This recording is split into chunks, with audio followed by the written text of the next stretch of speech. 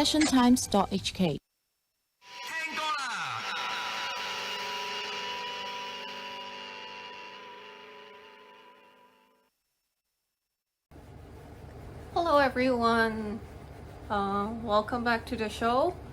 And I've actually recorded a half an hour clip of me putting together the rib structure and the backplate of a violin, but I don't know if I'm gonna use it this week or the next. I'm not quite sure. But anyway, I'm gonna do this clip as I promised last week. Well, I didn't really promise anything. I said I would probably talk about Brangelina being Brad Pitt and Angelina Jolie. Well, I'm just gonna do it now anyway. And I'll see if I also put in my other clip of violin making. I feel like these videos, because I was looking when I was sharing last week's episode, and then I clicked into YouTube and I realized that I seem to get more views on YouTube.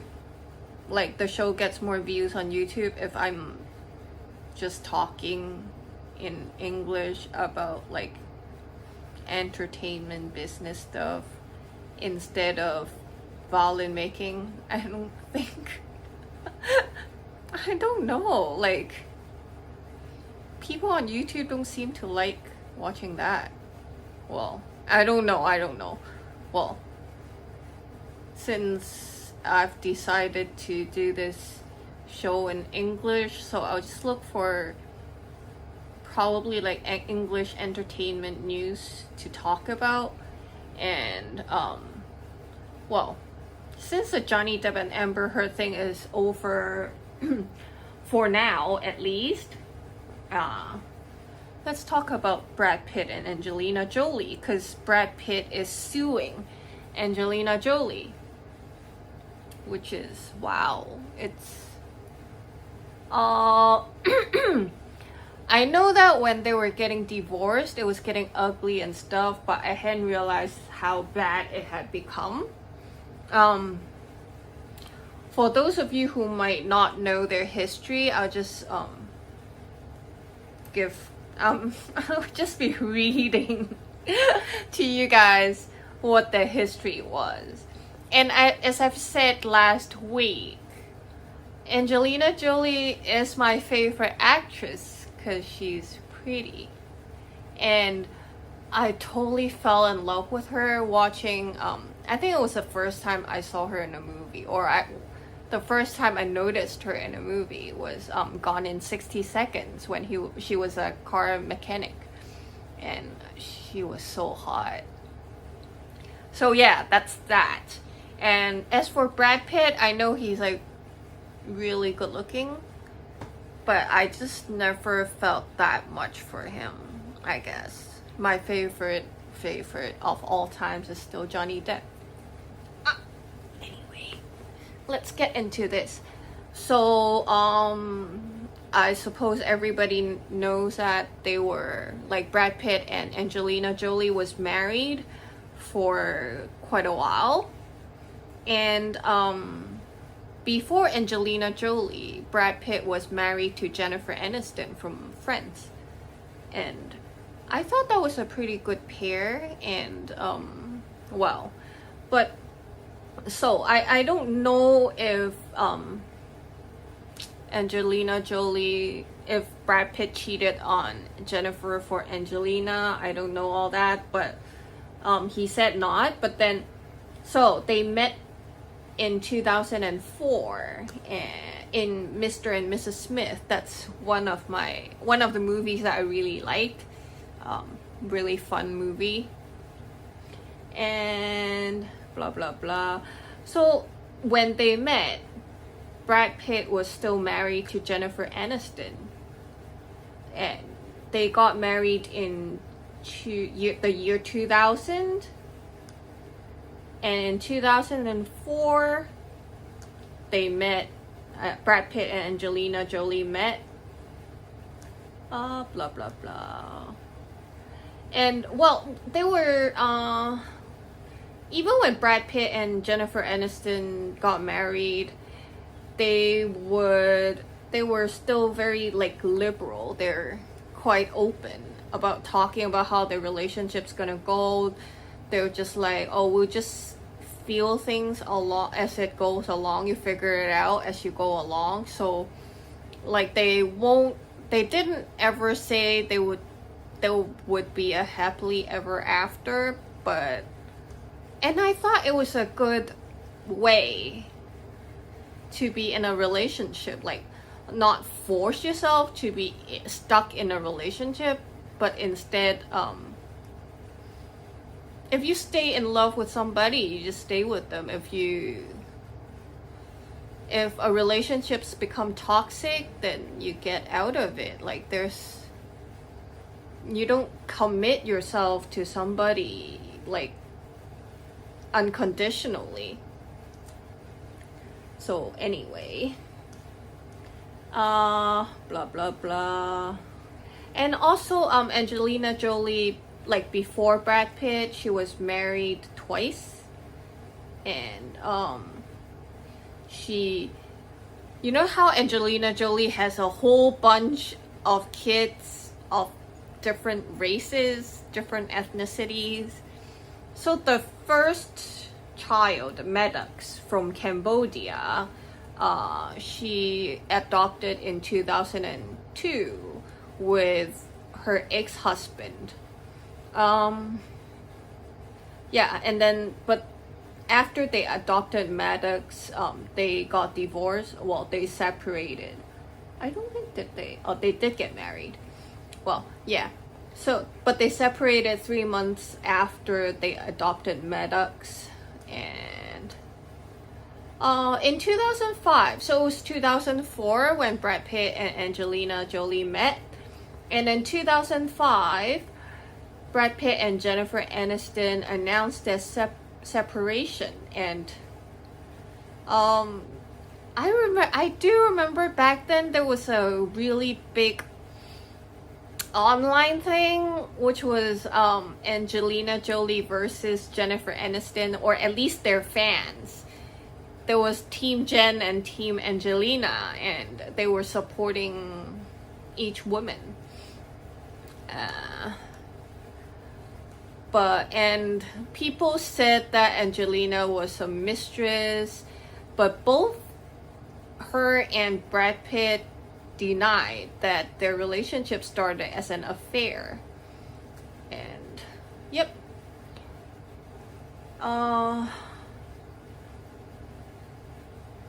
So Brad Pitt and Jennifer Aniston separated, and it didn't seem like they separated on very good terms. But, in 2006, Angelina was pregnant with Brad Pitt's child. So, she already had Maddox, who was adopted. But in 2006, she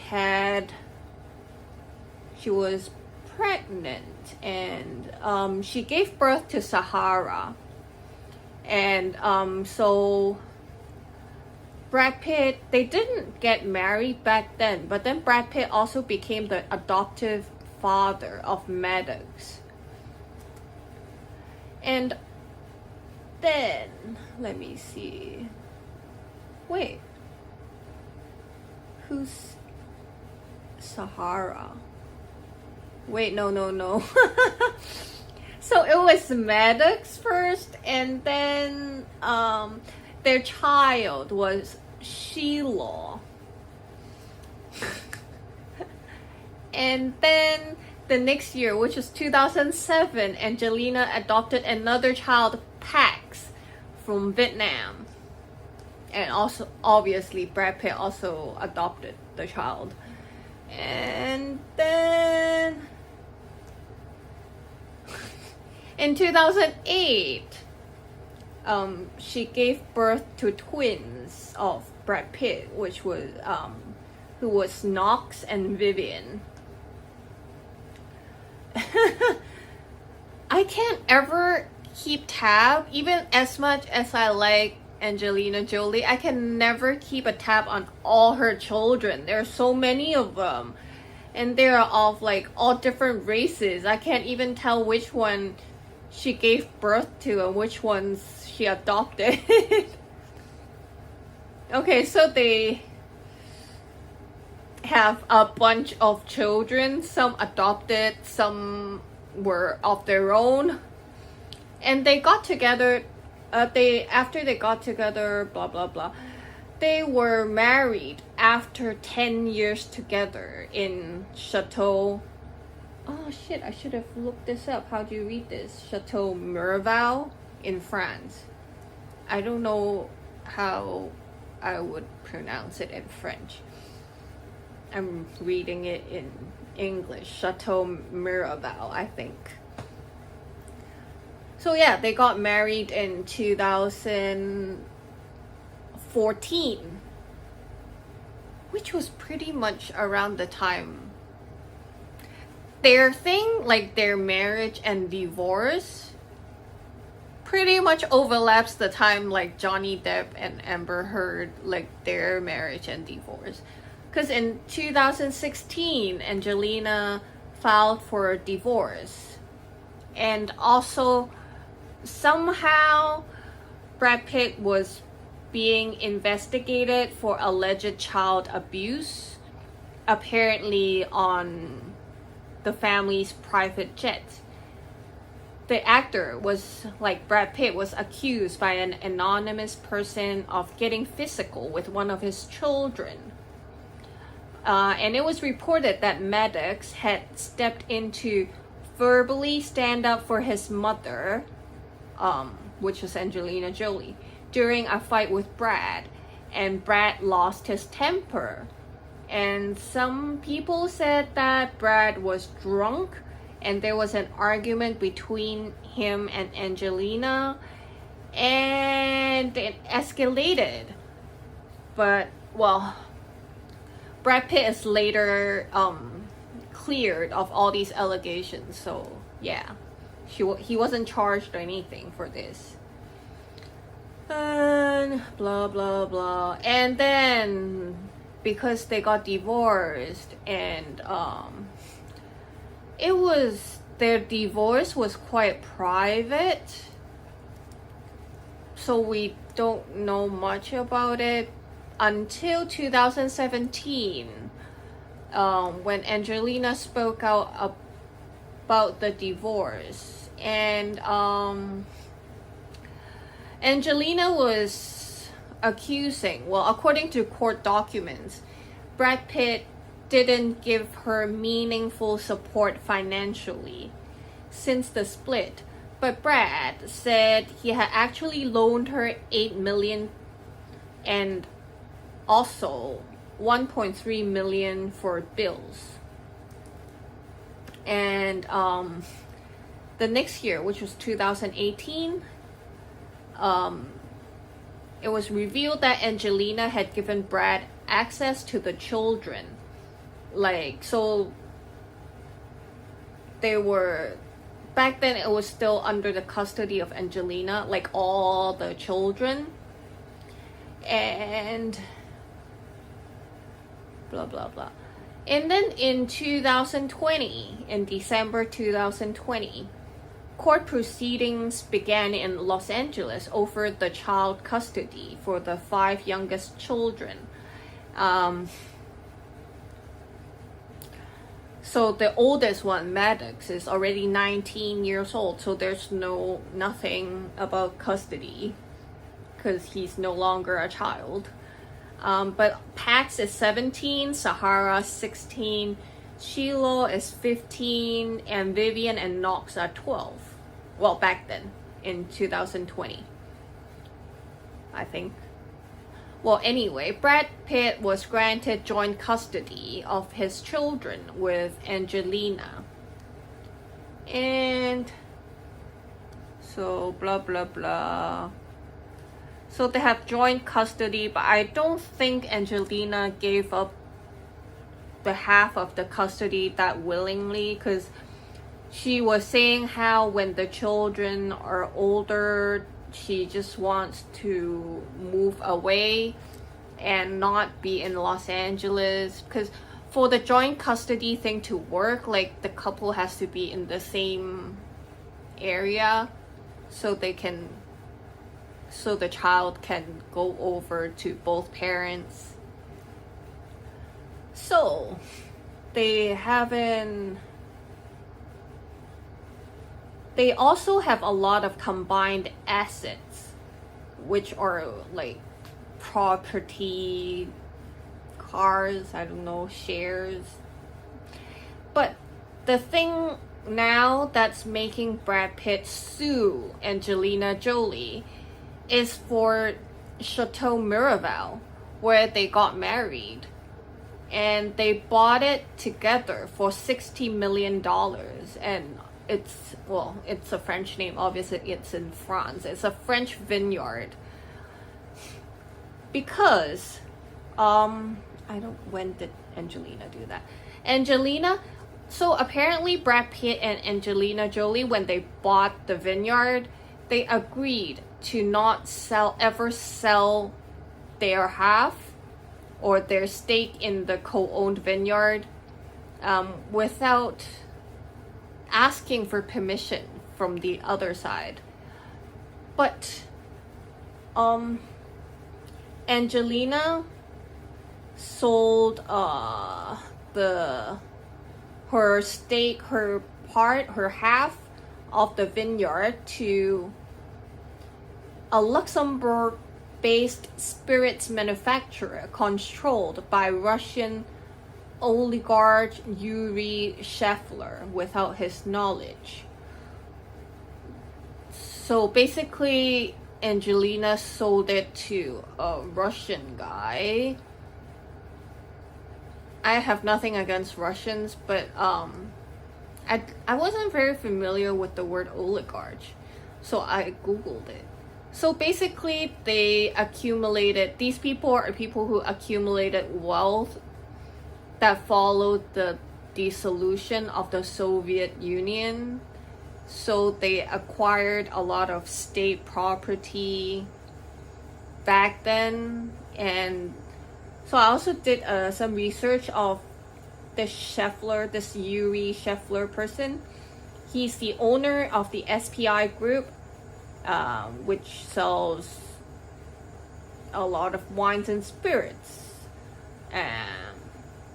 Also the Stolichnaya vodka brand. I presume that's a Russian brand. I don't know because I don't drink. So he was Russian. He was born to a Russian Jewish family. And as of right now, he has citizenship in both the UK and Israel. And I don't know. I'm not gonna say, but well, Brad Pitt apparently thinks that it's a dodgy sale, cause Brad Pitt is suing Angelina because he's saying that Angelina intentionally sought to inflict harm on him by selling her stake in the business. And actually, I do know that Brad Pitt was really into his wine business. He claims the wine company grew into a multi-million-dollar global business and one of the world's most highly regarded producers of rosé wine. I wouldn't know about that because I don't drink again. So yeah. And also Brad Pitt said that I guess he did work hard to grow his vineyard, his wine business. I've read about it, and he said that Angelina contributed nothing to the growth of the vineyard, of the success of the vineyard. And also, according to the documents of Brad Pitt's lawyers, it was said that Jolie knew and intended that Scheffler and his affiliates would try to control the business Pitt had built and to undermine Pitt's investment in Mirabelle. And it also added in the court documents, not my words, in the court documents, it's added that Scheffler has gained notoriety through cutthroat business tactics and dubious professional associations. And the association with him through the vineyard would jeopardize the reputation of the brand Pitt so carefully built. All of this is the direct result of Jolie's unlawful and tortious conduct. In violation of the parties' agreement, Jolie has sought to force Pitt into partnership with a stranger, and worse yet, a stranger with poisonous associations and intentions. Well, we don't really know what Scheffler's intentions are, but I guess especially with the political tensions right now between the US and Russia, or basically Russia with the rest of the world, yeah, it's probably not a great time to be associated with a Russian rich guy in this moment of history. So I think Brad Pitt's concerns are not unfounded. And since also he's a Russian oligarch, still don't know how exactly to pronounce that name. A lot of them are sanctioned in the US or even the rest of the world because like their businesses are sanctioned by countries around the world because of Russia's war against Ukraine. So it would be bad for business, obviously. And blah blah blah. A bit more background information would be the Mirabelle estate is located in the village of Correns in southeastern France, where most of the vineyards are, and was bought by the couple for around 25 million euros. Pitt is said to have contributed 60% to the purchase price, with Jolie paying the remaining 40%. And yeah, so basically Brad Pitt filed this lawsuit earlier in the year. I think it was January or February. We don't know when this is gonna be on trial, but this is the background. So whenever it goes on trial, and if it's interesting, I'll probably talk about it again. But for right now, there's not much other information apart from this. So well, since I gave the background this time, I won't have to go through all of it again later on if it goes on trial and if it's again televised and all that. Yeah. So also apparently, well, back to the, I know I shouldn't be talking about Johnny Depp and Amber Heard again, but it's not over yet. They're saying Johnny's lawyers can probably file they won't probably won't sue her again for republishing her defamation, but they can probably seek an injunction to stop her talking about all this defamation shit all over again. And also they have to talk about settlement, because we know that Amber can't afford to pay Johnny back. But then Johnny also so they were both granted compensation, and if Amber's not paying Johnny back, I guess Johnny probably won't have to pay Amber back, because what Amber has to pay Johnny is way more than what Johnny has to pay Amber. But they are going to be in court again for a settlement on the 24th, which is... Wait. Okay, I have to tell you guys, right now for me it's Tuesday the 21st.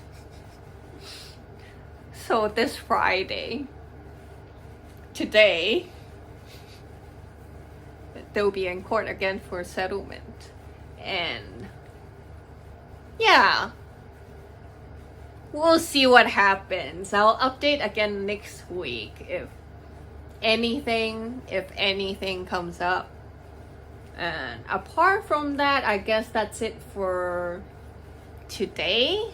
I'll think about what other entertainment stuff, related stuff to talk about next week. And I'm still not sure if I'm gonna put on my violin assembling video yet. But yeah, anyway, if I don't, see you next week. Bye. Hi everyone. So I'm back at my workbench, and I'm gonna do something a little different today that I haven't made a video of before. So, well, I'm not gonna take it apart and show you again. What I've done is to, well, this is also not a form, a rib structure that I normally use. So this is actually Lawrence's instrument from way back before that he didn't finish, but I'm gonna put it together. And this is not the type of form that I normally use, so I'm not gonna show the parts where I took this out and all that, because I don't really like this type of form. I like the type that I was taught to use more.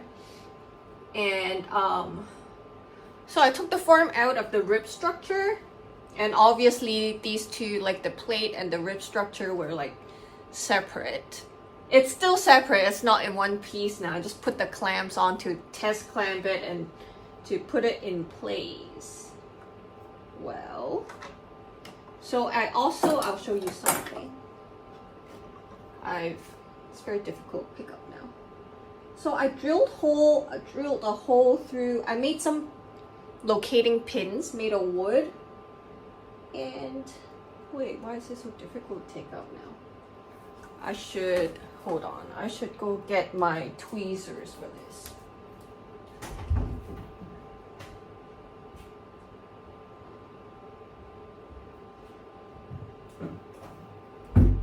Well, anyway, I'm not gonna try to pull it out now. Or should I? I should. So I'll pull it out and put it back in later. So I made a tiny little piece of pin. That's to make sure I assemble this, I put this together in the correct place. So I made a pin and put it here. And I put on all the clamps just to make sure it works, like it fits. Because once you take out the rib structure from the form, it will bend, it will flex, it will become bigger, smaller, all that. So I have to align the rib structure back with a line that we scribed beforehand on the back piece. And yep. So basically that's that. So I put these clamps on at the correct position, so I'll be able to put this back together at the correct place. And I believe my glue is ready, and I'm a little worried because I don't have a hot plate here, so I can't keep my glue warm. So I just have to keep checking the temperature of the glue when I'm doing it. I'll go get my glue first.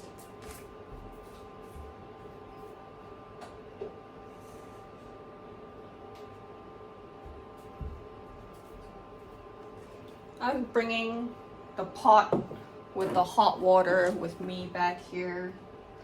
I hope it's still hot enough. I might have to reheat this in a moment. I need it to get to 50-ish, 60 degrees Celsius. And this don't seem to be hot enough. Hold on, I'm gonna have to heat this up a little.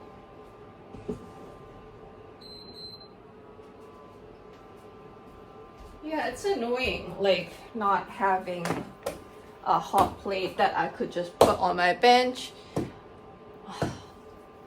Have to get one of those. Actually, I do have a hot plate, but I'm making varnish outside on my balcony with it.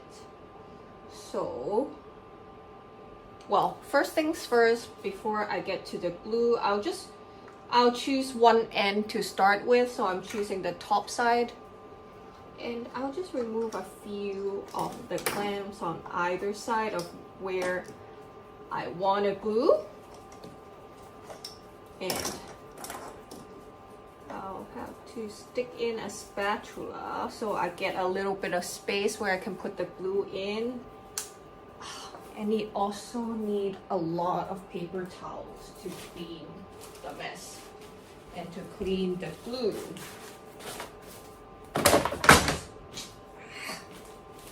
Should get my thermometer.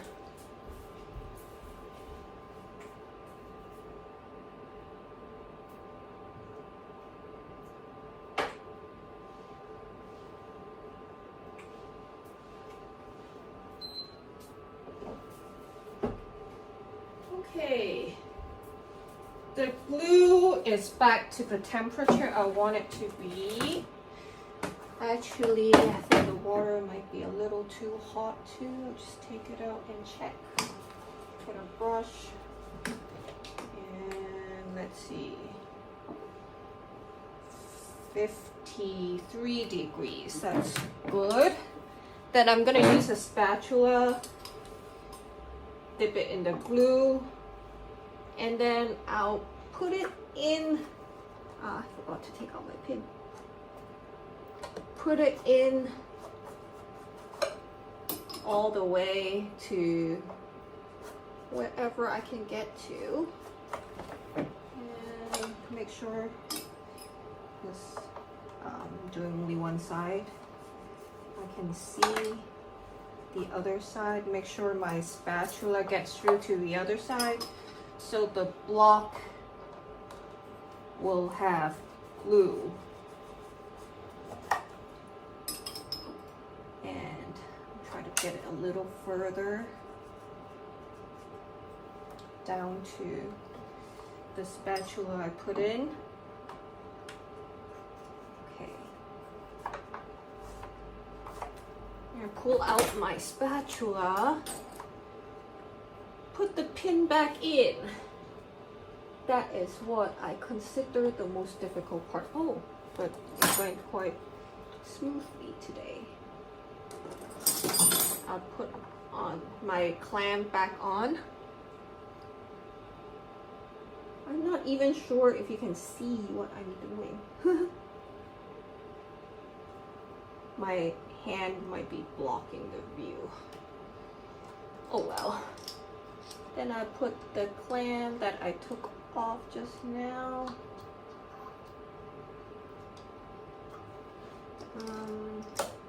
Put one more here first. Before I put in the other clamp, I'll just clean up the glue, the glue that's squeezed out from the side with some hot water. And I'll put back the clamp where it belonged. So next, let me check my glue again.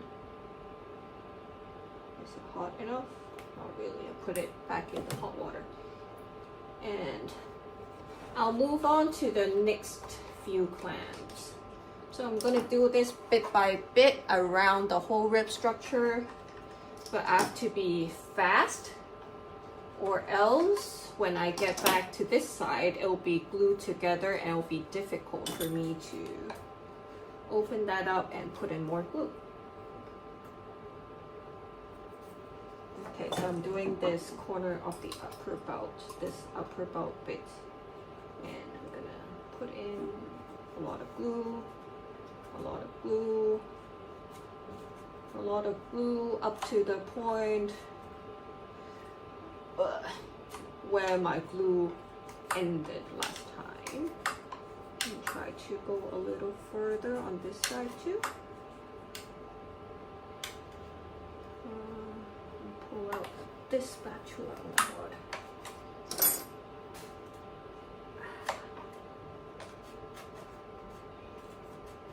So you try to go a further distance each time if you can.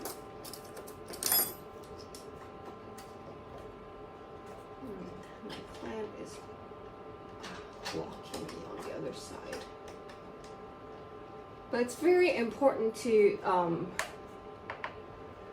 remove not too many clamps at one go because your structure can twist.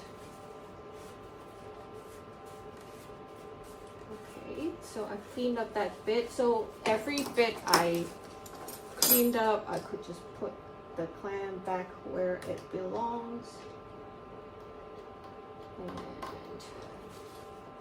here I'll clean that up a bit too.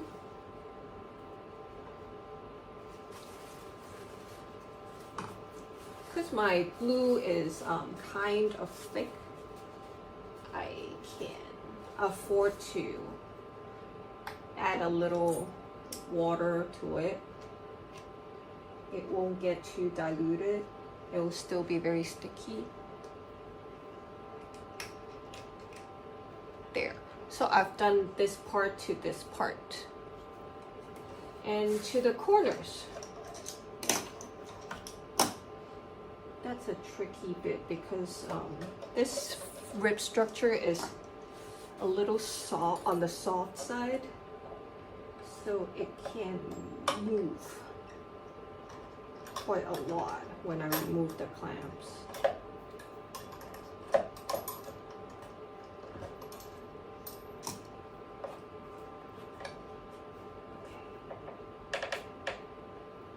And also because this rib structure moves around, it's so soft and moves around so much, I have to be careful when I clamp it back. I clamp it at the correct place. And this going back and forth can really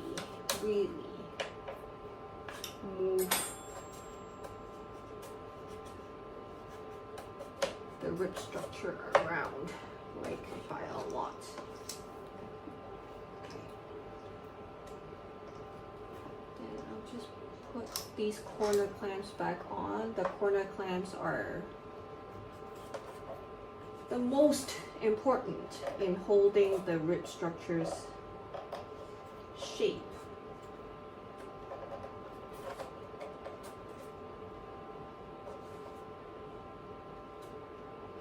And I'll put one here first.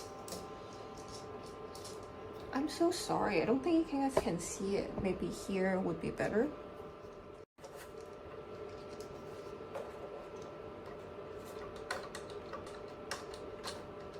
I'm just gonna put one for now, just to hold the shape of the rib structure while I would clean off the rest of it.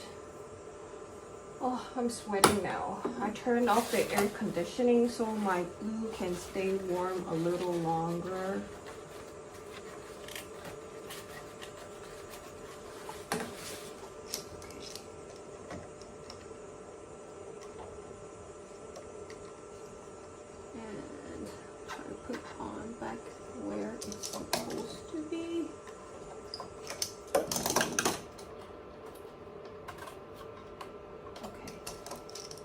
I think this is where it's supposed to be. You know, the problem with this the rib structure I showed, the form I showed you just now. It's that you have to do your linings one side at a time. So I can't do the other side of the lining until I'm done putting the back and the rib structure together. And the problem with that is the rib structure can't hold its shape without all the linings in place. And so, okay, I have to move a little more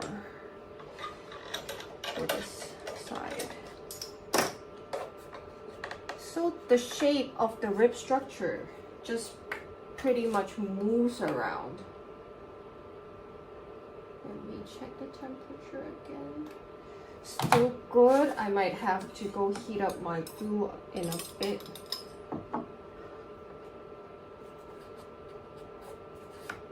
Okay.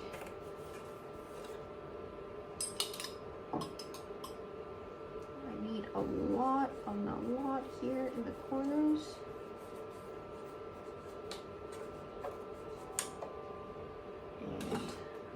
Out. And I'll put my corner back in the correct place before I do anything else.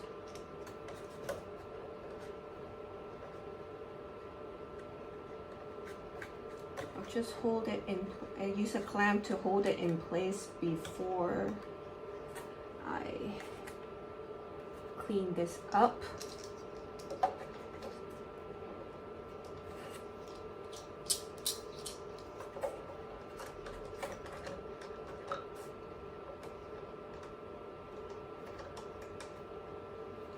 The rib structure is so soft and flimsy right now. It worries me. I don't like this. Okay, clean up. Probably have to clean up like way more after I'm done with this because, well, this is just not a good type of form to be using, and to remove this. I don't like it. And it's just not holding its shape.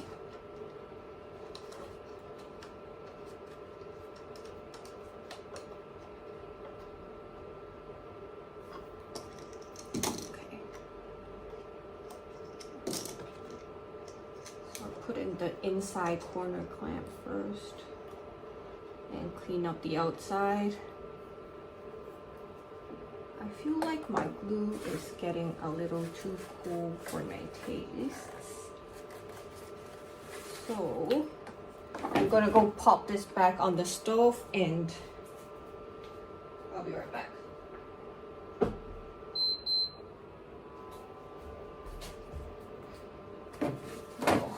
Okay, so I've gone past the corner here. Actually, I'll probably have to leave that one off for now because I have to go on to this lower belt, which is also too flimsy for my tastes. I'll go check on my glue.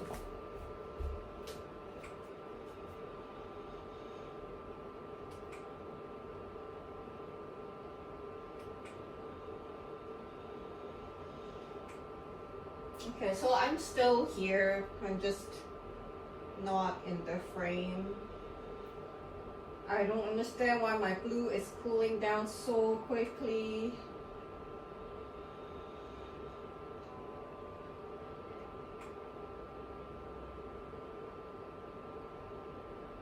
And my stove is not very efficient. It's not boiling the water that quick. So I can come back almost, not yet.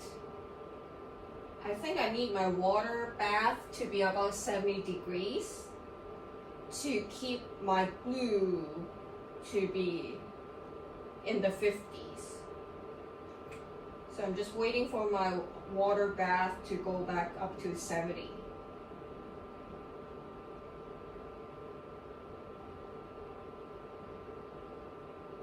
And it's climbing so slowly.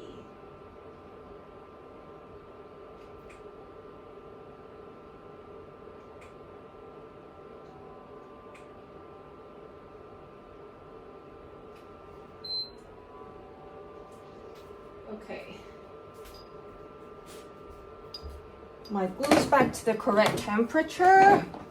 This is so annoying. I hope I have enough time to put in the glue before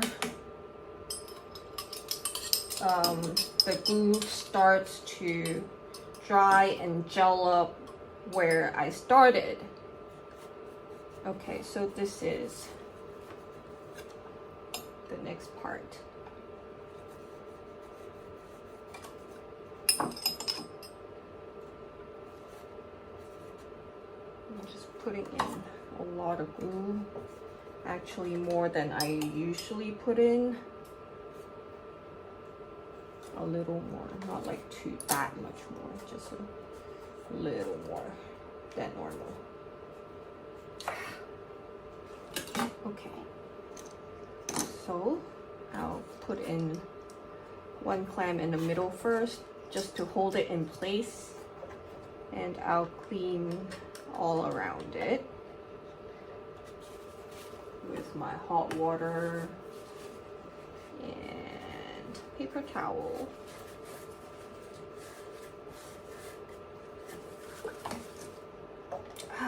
I don't know if making this video is a good idea. I'm so stressed right now because this process is a little stressful and I don't have all the correct things that I need, like a hot plate on my table to keep my glue warm.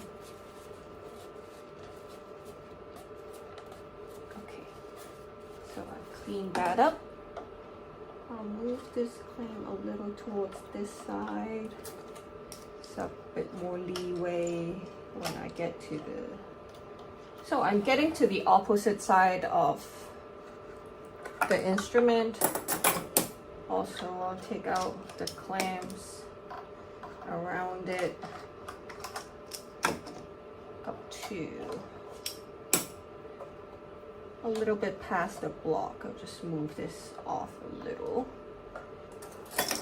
As long as I have somewhere to stick in my spatula to hold this in place. And I'll also take out my little pin. I also have a little pin on this side. I have a little pin on both sides, and that little pin is so easy to lose. I hope I don't this time. Okay, I'll just need a lot of glue in the block area, so I'll just go from there.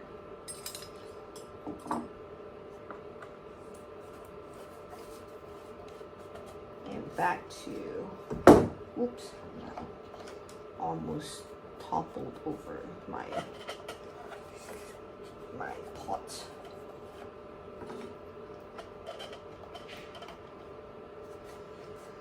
More glue under the block.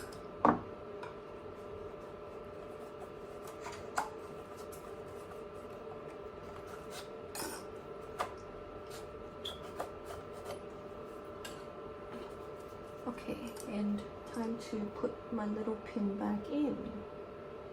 Just check which, ooh, almost lost it. Never mind, just stick it in whatever side it wants to go.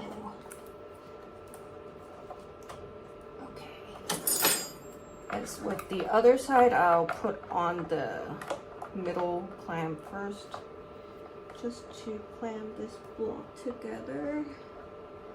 Actually, normally I need to do this like even faster, but the glue I'm using right now, it doesn't set as fast, so I do have a little bit of time before it completely sets.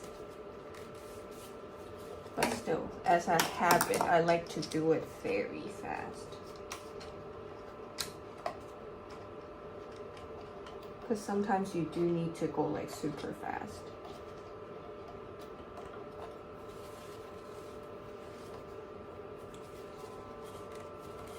Okay. And then put this one back on, the one right beside the center block.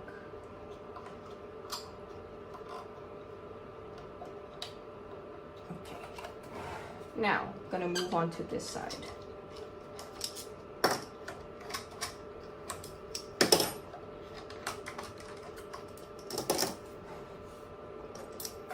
And my spatula here. Check the temperature of my glue. A little cold. Okay, even the water bath, the temperature of the water bath is cooling down so damn quick. I'm just gonna glue this part and then I'll just bring this back to the stove again for just a little bit. Okay, so get into where the block was, so where the glue ended just now. And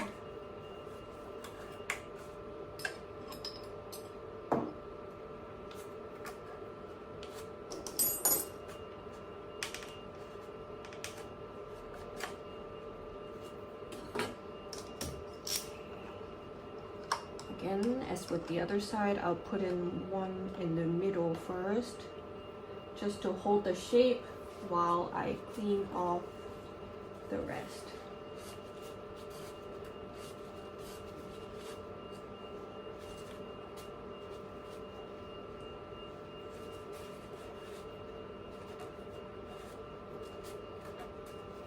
Seriously, like this is the most effective way to clean off glue, or like glue that's still fresh. Just put on some hot water. Let me put this on the stove and I'll be back.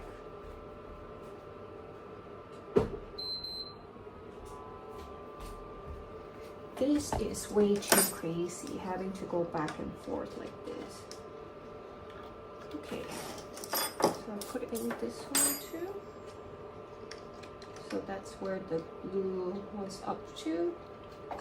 And then I'm gonna be tackling this other corner. So it's half an hour so far. Oops. So my clamps are like different color. These ones are for corners.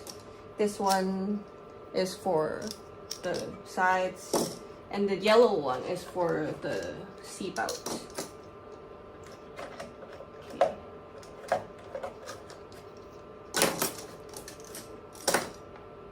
I hope this is the last time I'm heating up the glue for today. Just have to make sure it goes back to current place. I'll check the glue again.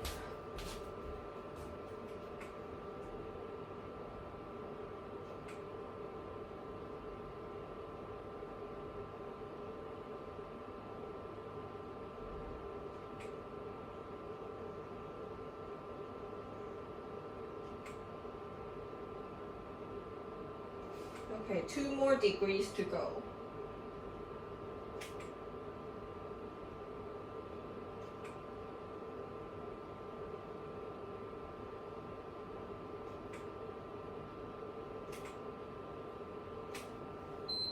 Okay, my water bath has reached 70 again, so I'm coming back.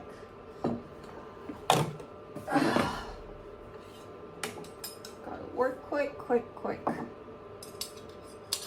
Okay, a lot of glue. Pick up this corner where the glue ended just now, somewhere here. Don't do that. Gotta loosen this one up a little.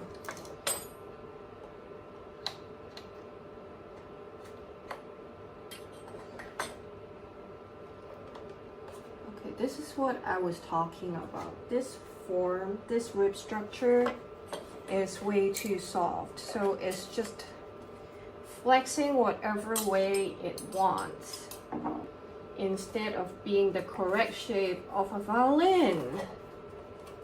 And as I've said before, if there were linings on both sides, it will hold the shape so much better. But with the form that Lawrence was using before, it just couldn't be done. You have to put in the linings after, which makes this so much more difficult because it just won't hold its place.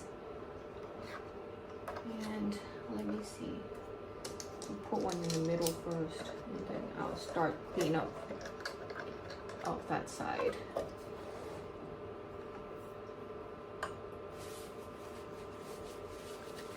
This is technically the first instrument Lawrence has ever made. Well, he never finished it, but this is the first violin that he ever started making. So I shouldn't be so harsh. Well, I'm not harsh on him. I'm harsh on the person who taught him this, because I feel that this method is just stupid.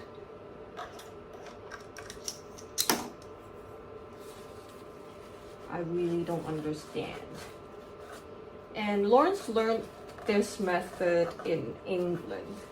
I'm not quite sure if all the makers do it this way in England or not, but I don't like it.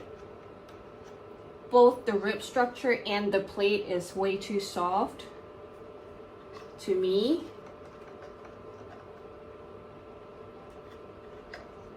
So it bends and twists a lot and just can't keep it in place. Okay, enough of me ranting on. Let me get to the next part. I'll remove one more just to be safe. I don't want to break anything. Okay. Well, we're almost back to where I started, the top block. And but first, to go through this corner and this spout.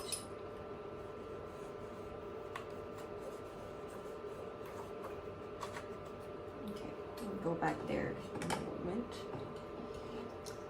Again, I'm gonna put in my corner clamps first to hold its shape.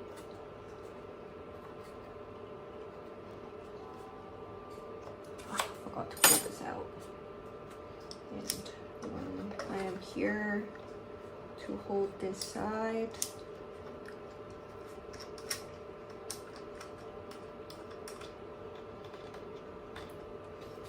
Let's start my cleanup.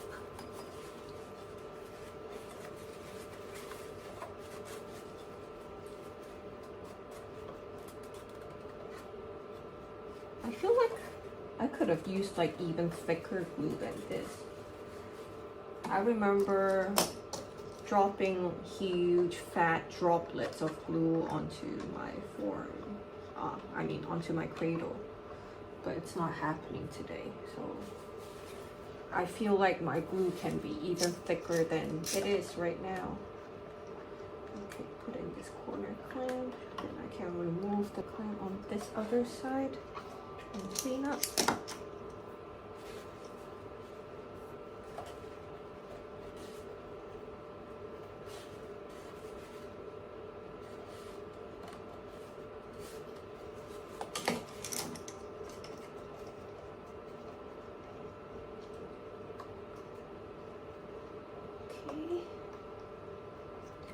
Almost there. Okay, the very last stretch where I go back to the beginning.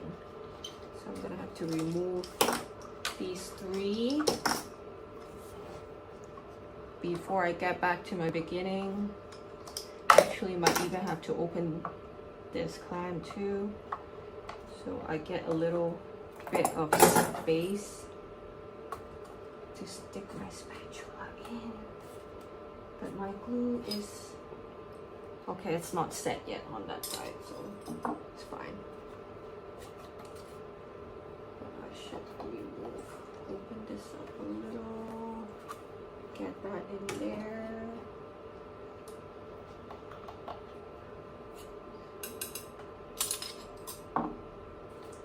Get more glue in here. Okay, this part is very important where I go back to the block area. And I'll just try to squeeze more glue in there. Since it's not set yet, I'll just put more glue to be on the safe side. Because these seams, they always, they tend to open when we put it in the light box to tan, and the wood dries up. The glue and the wood dries up, and it shrinks. It pulls away a little, and the seams like to open up that way.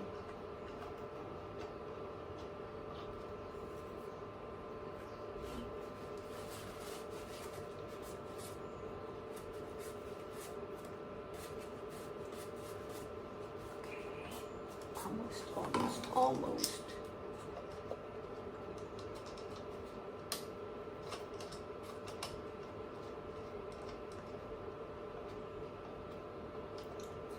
And after I clean this little bit up, I'm done.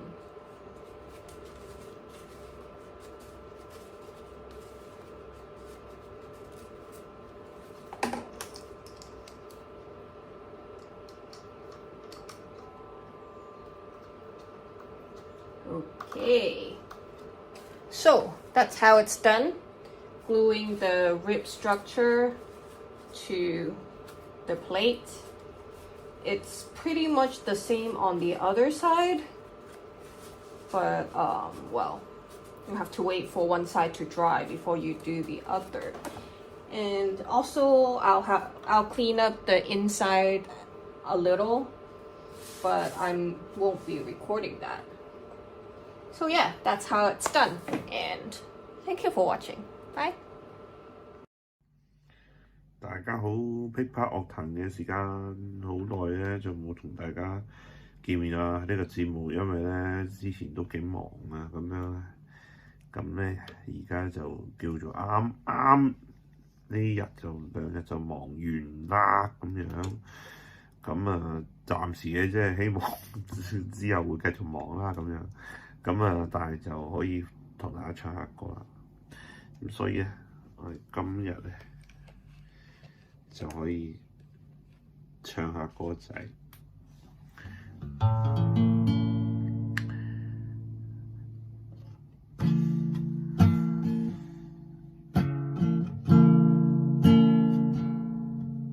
平權撚好多都黐撚線，平衡宇宙裏自閉自憐，我也知世界太多不公義，但我關心不必講你知。平權撚好多都黐撚線，無法辯駁絕對正義，你眼中世界欠缺的公義，純粹得相當趣致。掛着大愛平等與人權，關心的烏托邦距離永遠很遠，為了要尋找讓人感動泉源，見證我的高尚人性美學主義，原諒我理性也帶點激動，只想你會意。平權撚好多都痴撚線，平衡宇宙裏自閉自憐。我也知世界太多不公義，但我關心不必講你知。平權撚好多都痴撚線，無法辯駁絕對正義。你眼中世界欠缺的公義，純粹得相當趣致。掛着大愛平等與人權，關心的烏托邦距離永遠很遠。為了要尋找讓人感到痊愈，見證我的見證我的高尚人性美學主義。原諒我的聲也帶點激動，只想你會意。然而現實中那苦主，我不太在意。好啦，啱啱送俾大家就係平權撚好多都痴撚線，就係本週本台嘅熱話之歌。咁啊，點解會用熱話咧？咁啊，應該如果係本台嘅資深，唔係寫資深嘅，我哋本台嘅基本聽眾應該都好明白嘅呢件事。你哋應該食緊花生㗎啦，咁但係都奈何就係即係remind翻大家就係個世界其實就係嗰個先係主流咯，係咪先？好多時候你哋以為你哋常識嘅嘢，但係太少，即係太少人嘅知道嘅常識係咪仲係咪常識啊？即係我哋成日都會話，即係真實嘅嘢係唔會改變，唔應該會改變嘅，唔應該會被改變咁樣。但係真係當個真實嘅嘢太少人去識。去認同去知道，咁嗰樣嘢係咪真係真實咧？係咪咧？咁啊，咁當然都係嘅，但係就即係你有個認知就係、是，即係你覺得好你對個世界嘅認知其實可能只限於你自己好狹隘嘅，又唔係好狹隘啊！我好似講完仆街算啦，我哋唔好講。總之有陣時就係、即係總之唔好嬲咯，送咗呢首歌送大俾大家打孖上啊！就係、呢個就係呢個作詞係日明嘅，即係唔知邊個作嘅。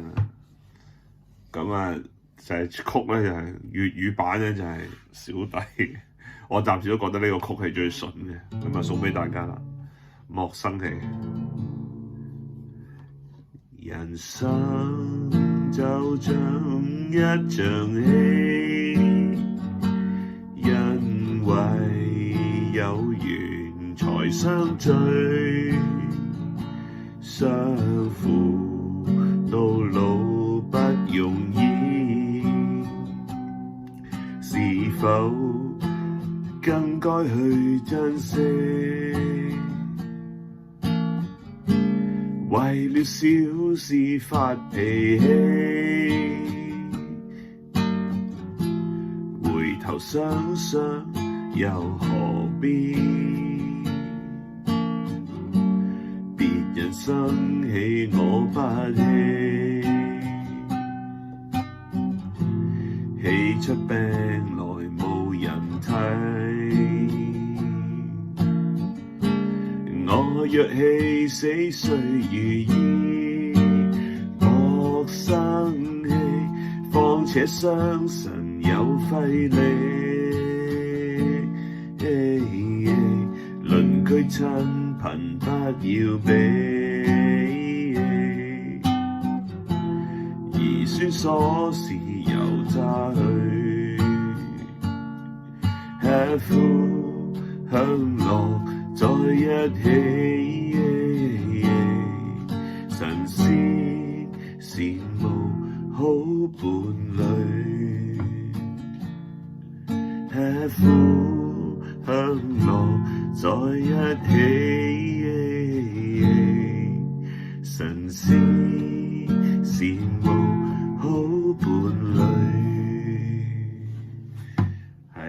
生氣，最緊要都係唔好嬲啦。咁即係無論，即係你要明白就係個世界好好，你未必好噶嘛。咁同樣個世界好差，你未必需要一定好差噶嘛，係咪先？咁各人有各人嘅際遇，各人有各人嘅做法，係咪先？咁即係先盡量處理好自己同埋身邊嘅人啦，係咪先？咁當然咧，有啲即係做人都有啲底線嘅，就不能逾越嘅。我覺得始終都係道德規範。咁喺即係道德唔逾越一啲道德原則底下嘅事嘅情況下，唔好俾咁多壓力自己，唔好咁生氣。莫生氣啊！咁樣咧，呢排都有啲天氣都開始熱啊！咁不如就又玩下咩啊？熱撚到鞋下，熱撚到底褲都濕晒，飲晒3樽水，只不過碌到隔離街，冇水飲會大，平時嘥水我整仆街。洗妝有最怪，黐撚線仲要打領呔。其實點解咁撚熱，都冇得放暑假？立法會跟馬會，居然待遇沒有偏差。其實香港咁撚熱，全民應該放暑假。香港建國神話，不要後羿射日，我只要放暑假。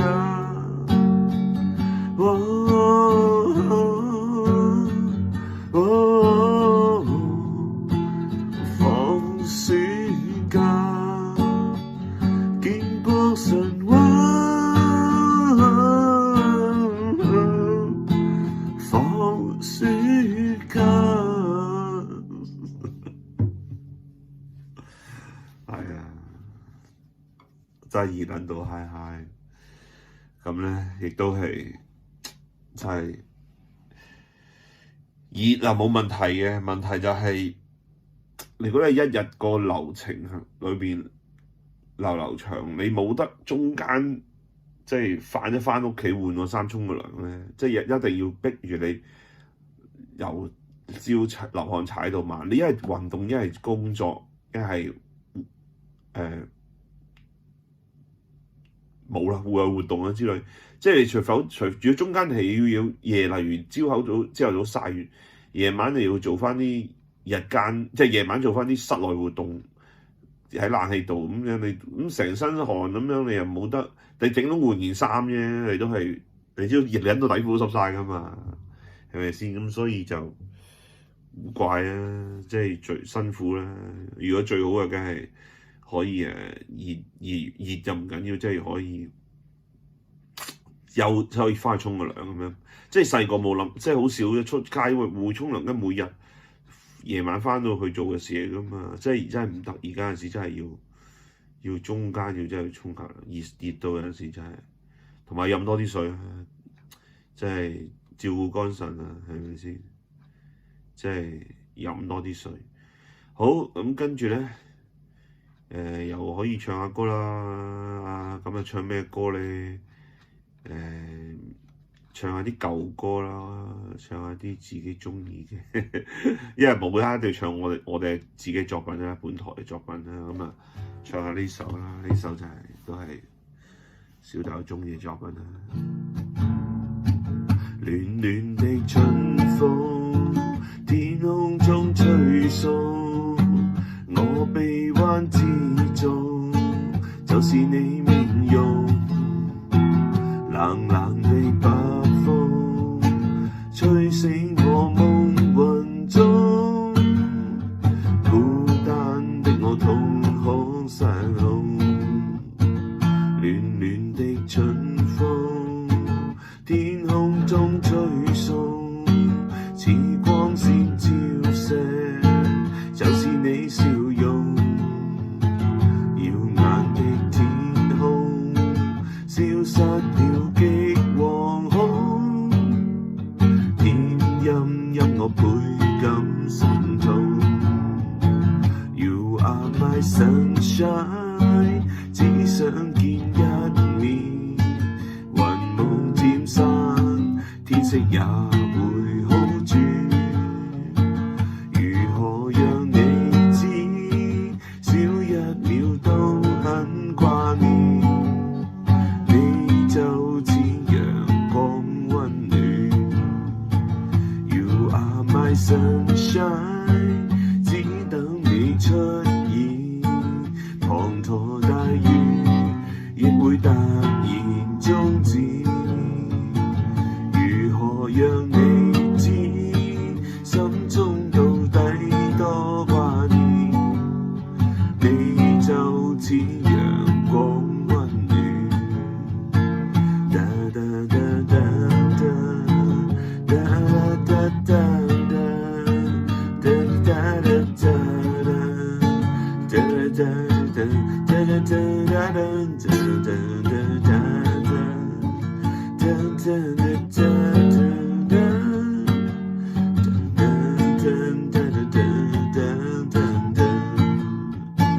You are my sunshine， 只想見一面，雲霧漸散，天色也會好轉。如何讓你知，少一秒都很掛念，你就似陽光溫暖。You are my sunshine， 只等你出現，滂沱大雨亦會突然終止。如何讓你知，心中到底多掛念，你就似陽光溫暖。唯一的陽光溫暖。係啊，我好中意啊！呢首係嗰陣時係聽眾點名課金點名唱嘅創作㗎，就係呢個中文版嘅 You Are My Sunshine。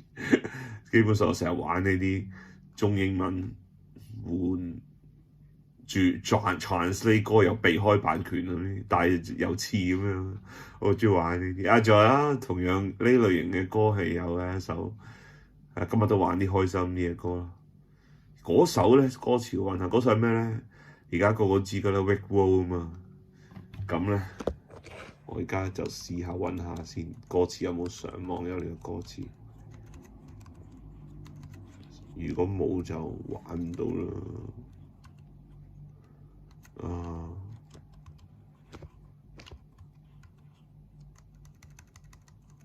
呢陣先啊，平日哦。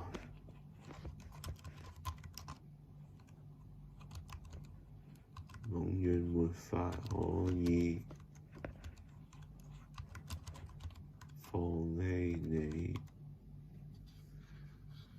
係有啦，睇有冇歌詞先。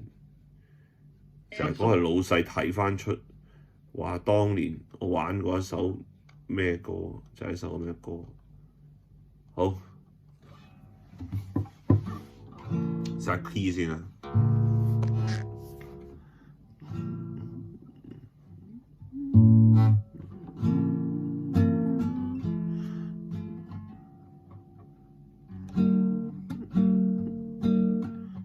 試下先。誰也試過為愛受過傷，很清楚規則你跟我，最大承諾為你好好構想，誰又會寵你？像我這樣，只想對你直接講出我的感覺，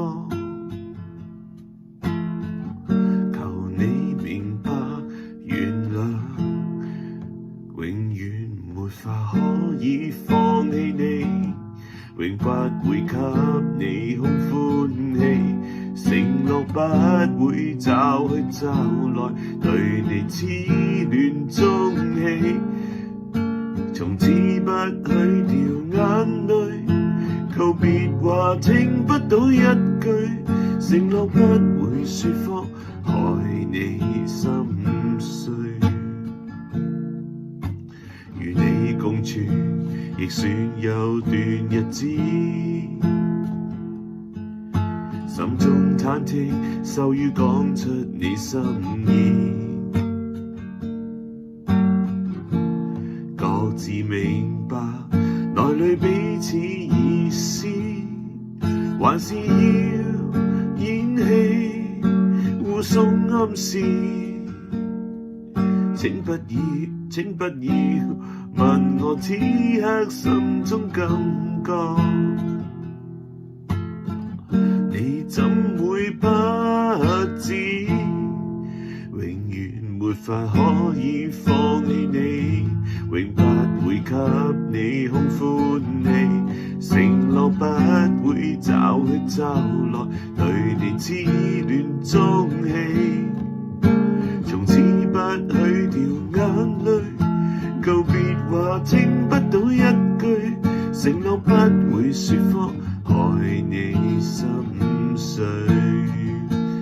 Never gonna give you up, never gonna let you down, never gonna hang around, desert you. Never gonna give you up, never gonna say goodbye, never gonna hang around and hurt you. 係呢首就係 Weibo 嘅中文 K 版，係啲歌詞就係1比1譯翻，但係中文 K 係啊，好玩過呢啲咩啲惡趣味遊戲。喂，咁啊今個禮拜飲啖水先，好耐冇喺度。其實講樣嘢俾大家聽。7月3號嘅神奇交有個 show 嘅，神奇交同埋Brad Pitt同埋Suicide Club 啦，咁都兩隊都非常之好勁嘅後起之秀咯。咁啊同神奇交咪老人家咁樣，我哋3個其實佢哋會喺 Music Zone 會搞場 show， 咁但係因為小弟咧係冇針嘅，冇打針，亦都冇攞啲咩豁免 credit card， 咁所以小弟咧冇得喺嗰個 show 度玩，即係小弟其實嘅演出生涯其實基本上已經係暫時告終咗。咁但係咧嗰個 show 咧就叫做都係其實我從來冇 sell 過，仆街！咁我應該要 sell， 即仲有飛嘅，應該仲有啲飛嘅。咁咧就 Music Zone 7月3號啦。咁啊我覺得唔同，即係神奇交係會有新歌發布嘅嗰晚係會有驚喜。同埋新 line up 咧應該演出，即係其實應該去 sell 下飛咁，但係因為小弟又冇參與，同埋小弟嘅演藝生涯都已經結束啦，咁啊都懶得去 sell 飛咁，但係大家如果如果你冇打針啦，當然唔值得為睇個 show 去打針，但係如果本身你都係有打針嘅，咁咪支持下咯，去睇下 Music Zone 7月3號。咁咧我應該嗰場 show 我雖然就都冇參與啦，但係應該會有我嘅演出嘅形式喺呢個 show 裏面嘅，大家會出去睇下，會有特別嘅安排，咁我會有我嘅演出喺個 show 出現。咁但係之後咧就應該唔係自己搞 show 嘅咧，就即係出邊，因為之後都仲有啲 show， 但係就應該唔係我搞嘅咧，我哋搞嘅就冇啦。咁所以咧某程度上都係即係小弟短期內係最後嘅半個演出啦，我唔知點認識，即係我有份參與嘅幕前演出係最後最後嘅半次嚟緊呢個7月3號。咁咧之後嘅演出，小弟就基本上完全係退居幕後啊，咁啊安呢吉蒂啊，我真係終於做個幕後。咁但係咧嚟緊都有啲歌啊，有啲教要交嘅。咁咧嗰日應該會新 MV 發佈會嘅，直頭喺個 show 度係講埋都得啊。咁同埋有驚喜嘅嘉賓可能。咁啊，大家密切留意。好，咁啊差唔多啦，玩多一首歌啦。咁啊玩啲開心啲嘅歌啦，玩啲求其碌到有咩我又想玩嘅，真係好多歌嘅，我都知我啲舊歌都好撚多屌。但係呢啲最衰我啲歌，你而家啲全部歌咧都全部都要好似首都要大做特做，即係全部都要主角大鬼先好似覺得會正式嘅一首歌。你啲咁樣嘅，我呢啲咁嘅口水歌，我唔知叫咩民當代民歌，我唔知叫乜嘢。即係我啲小品式咁，你呢個賣新山呢啲，梗係唔係？我唔覺得會係啲好撚上台面主流，好撚裝潢嘅歌。但係我覺得呢啲都值得流傳啦，值得咩啊？值得係 keep 啊，係咪先？咁唔係第時聽翻，全部都係首都大道理，首都要哇好過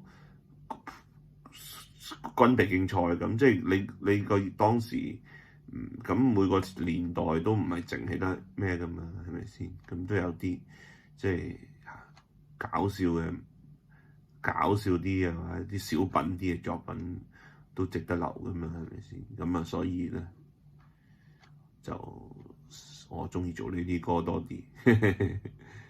咁啦，我哋臨尾玩多首咩歌，仲未碌到其實。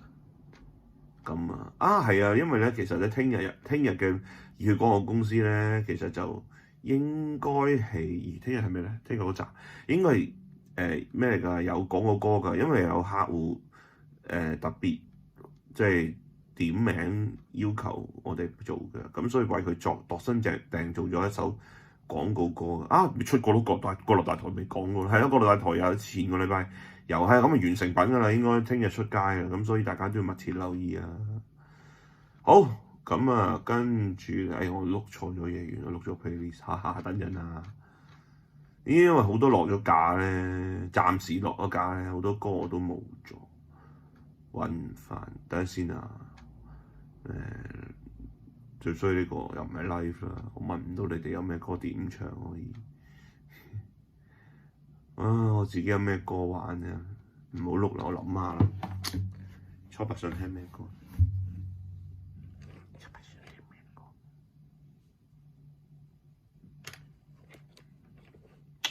初八首都話想易聽。咁我哋咩啦？玩啲。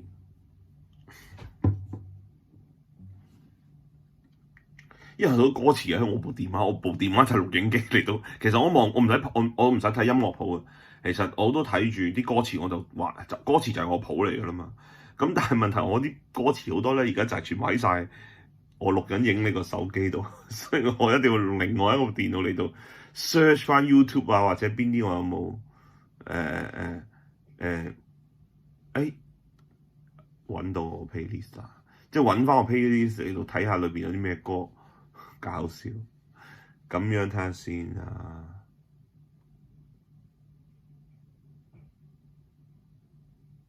好啦，不如我哋玩啲咩歌咧？玩啲好耐冇玩開心歌，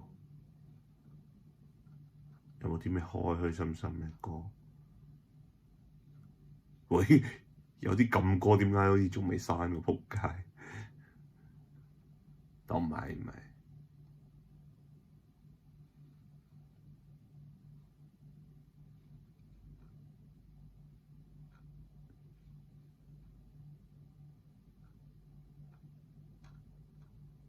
等先啊，好啦，咁啊今日啦送俾大家最尾一首歌嘅歌啦，揾啲好耐冇玩嘅歌先，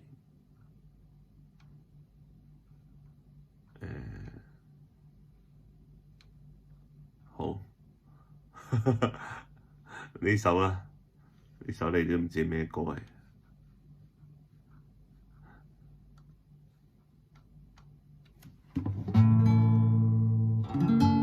時間性騷擾啊，講啲人講電話，淨係錄音俾你，即傾偈嗰啲冇所謂啦 ，friend 嗰啲唔急嗰啲，即係你唔緊急嘅，我慢慢聽冇所謂。但係即係好緊急嗰啲咧，幾廿萬嗰啲講重要嘢，但係唔係唔係，我又唔敢話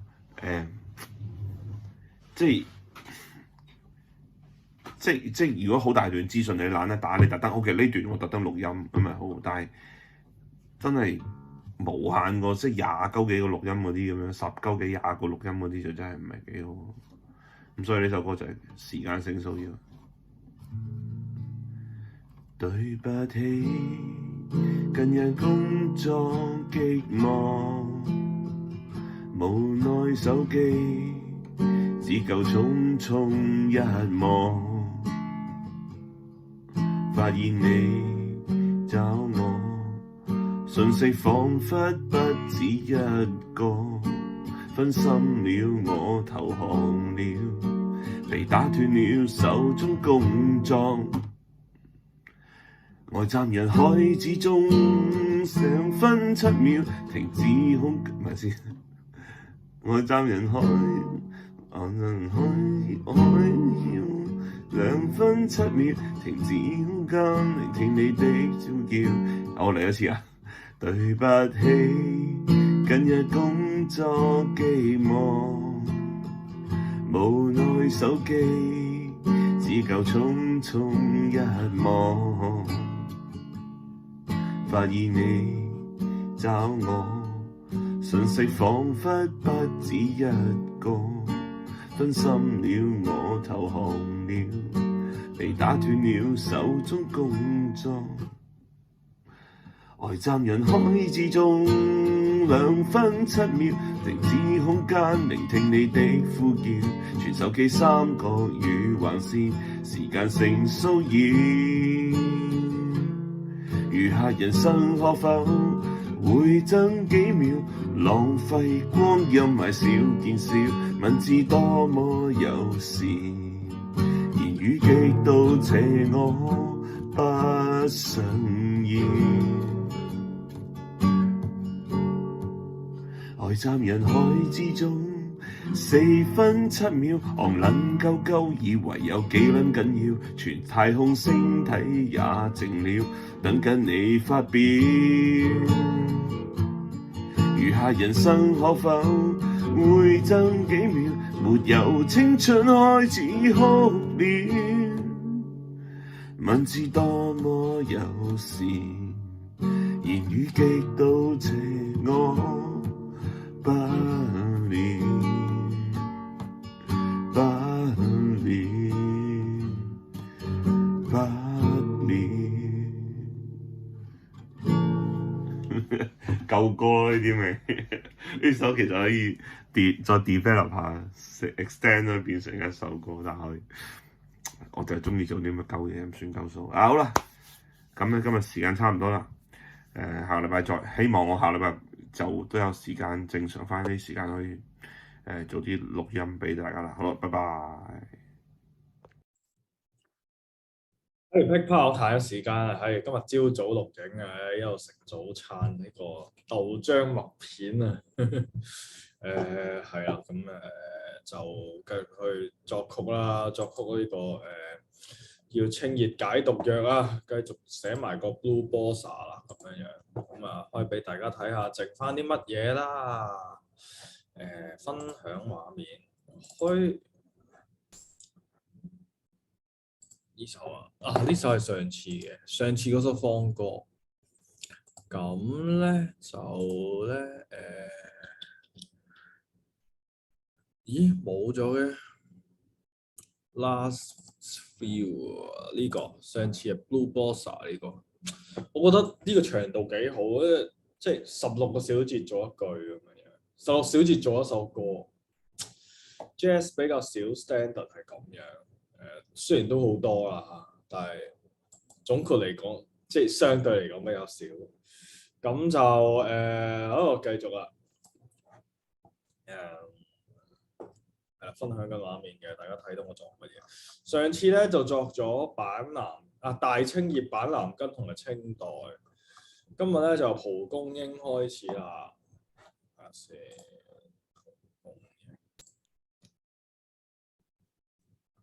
因為其實開咗個頭咧就好易作嘅，最大鑊係開頭嘅其實。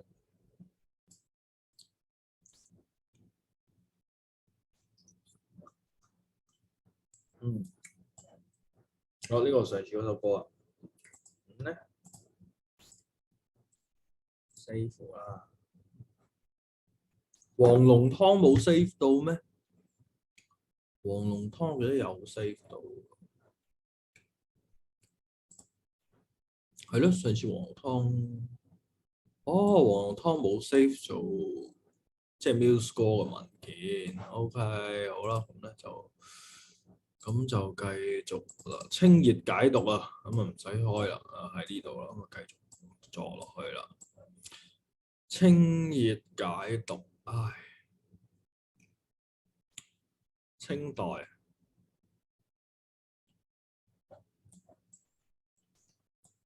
好，要作咩咧？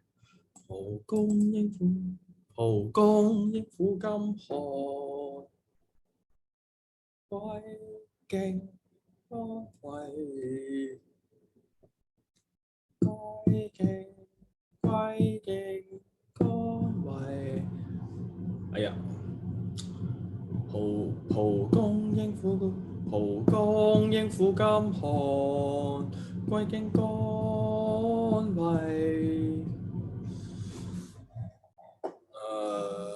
但係會撈亂咯，其實太似啦，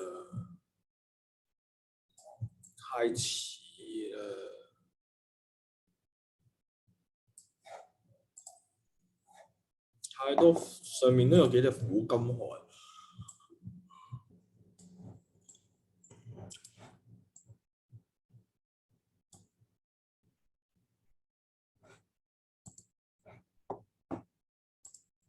有邊隻苦金寒？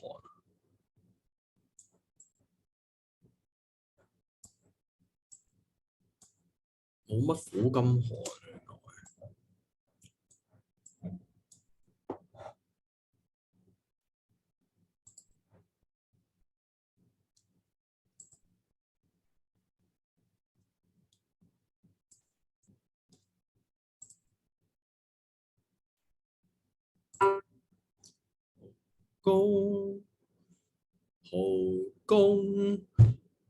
蒲公英苦金寒。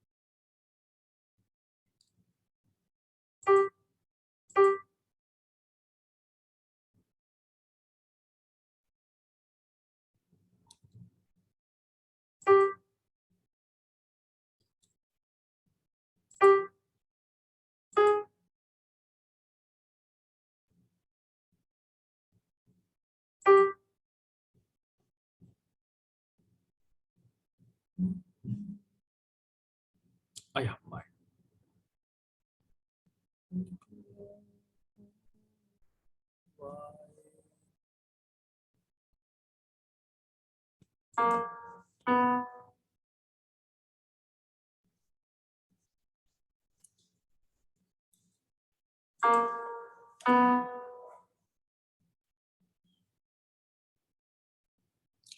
先。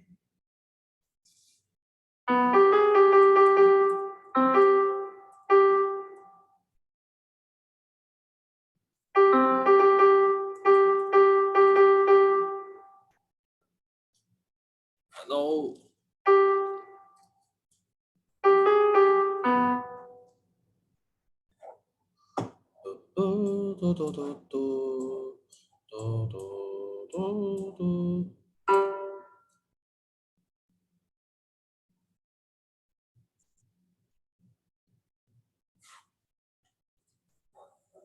其實將佢放喺呢一度，將佢放喺呢一度。何公應苦今寒，歸京江為。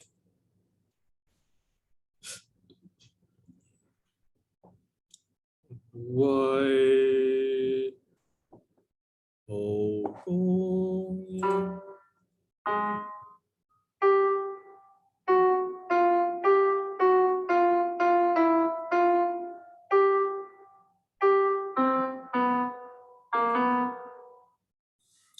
蒲公英苦今寒。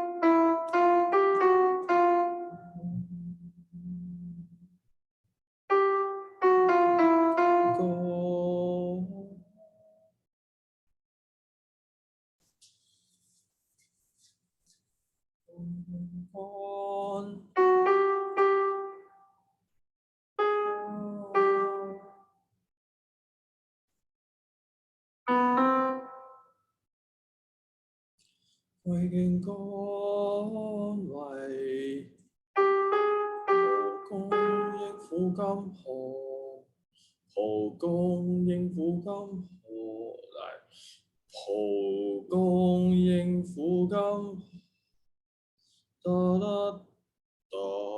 苦今寒，歸京江為。試下唱先，我聽一次先。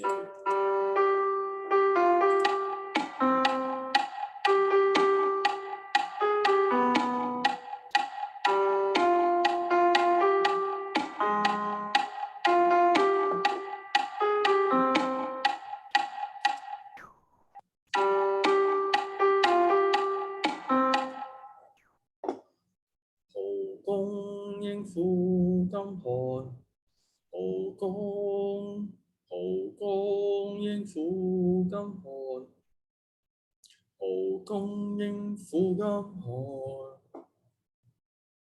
蒲公英苦今寒。哎呀，調轉咗我。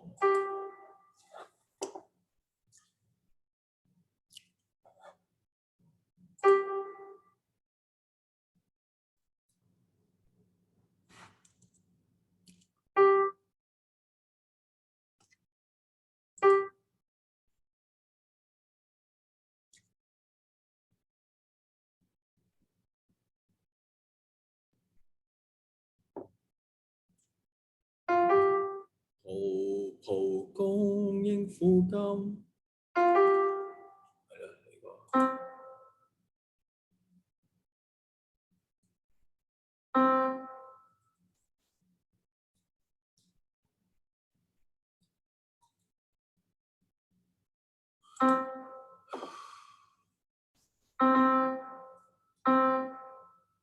咁先啱，咁先啱數。啊唔係啊，哎呀，屌，咁先啱數，係。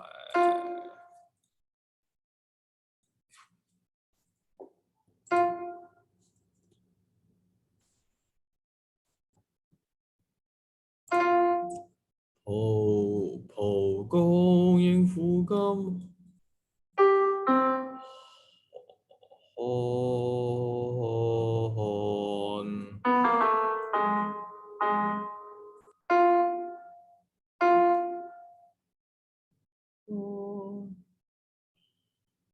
蒲公英苦今寒，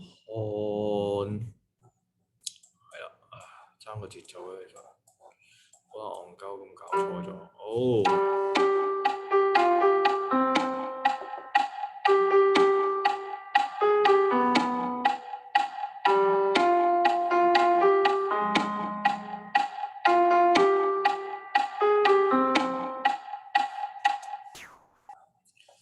好，睇翻啲字上去先。蒲公英。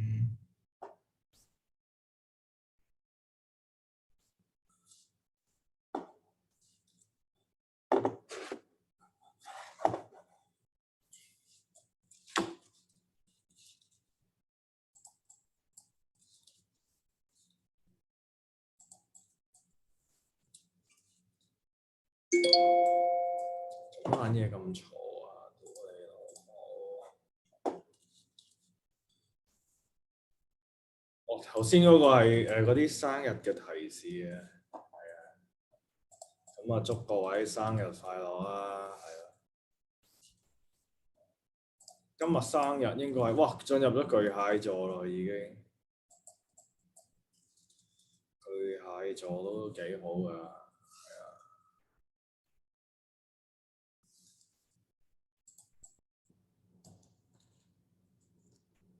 好多 friend 巨蟹座，好多 friend 巨蟹座，我發現7月17號最多 friend 生日，好笑。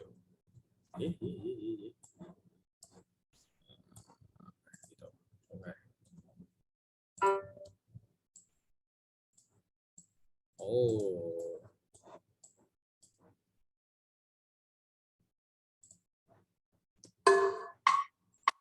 蒲公英苦甘寒，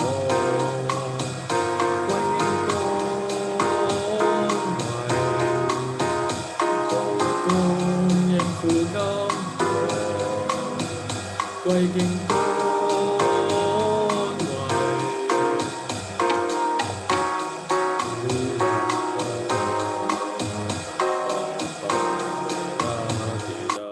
好，跟住。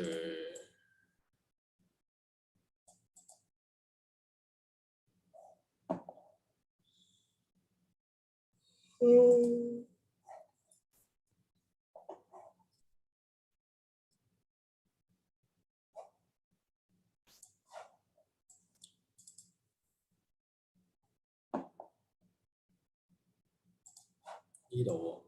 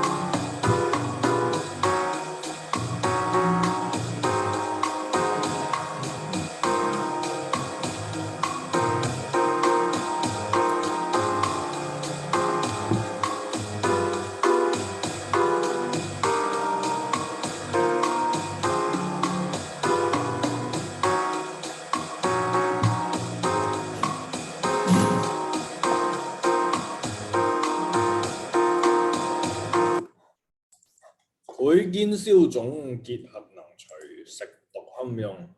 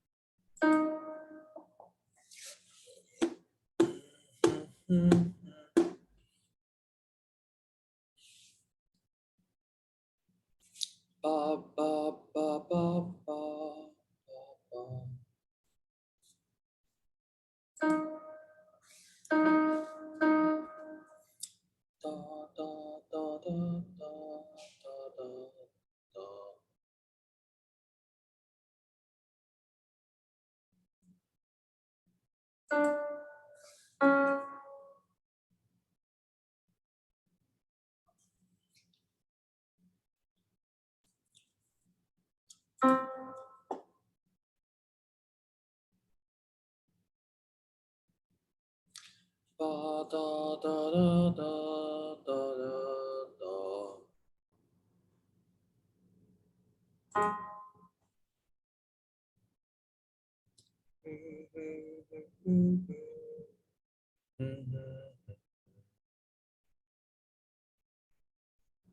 其實唔使咁逼。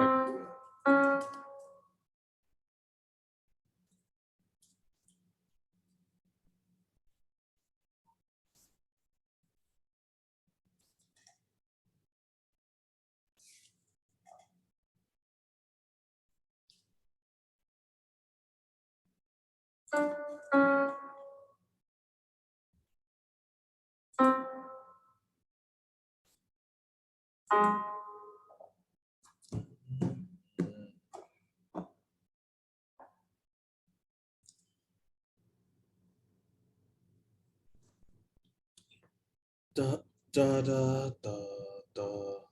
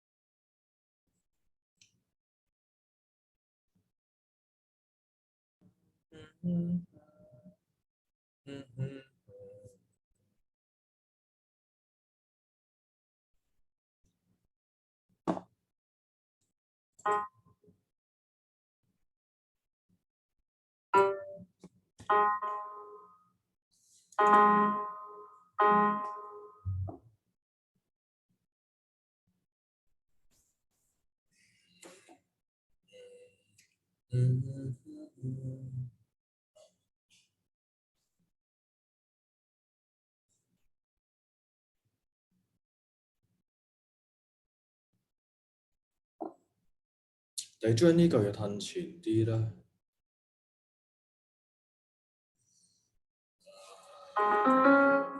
逼啲好啊，逼啲好，都係逼啲好。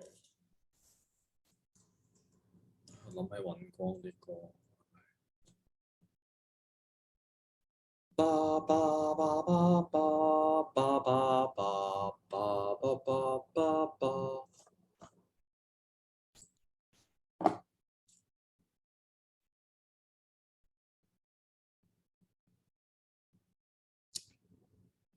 吧吧吧吧。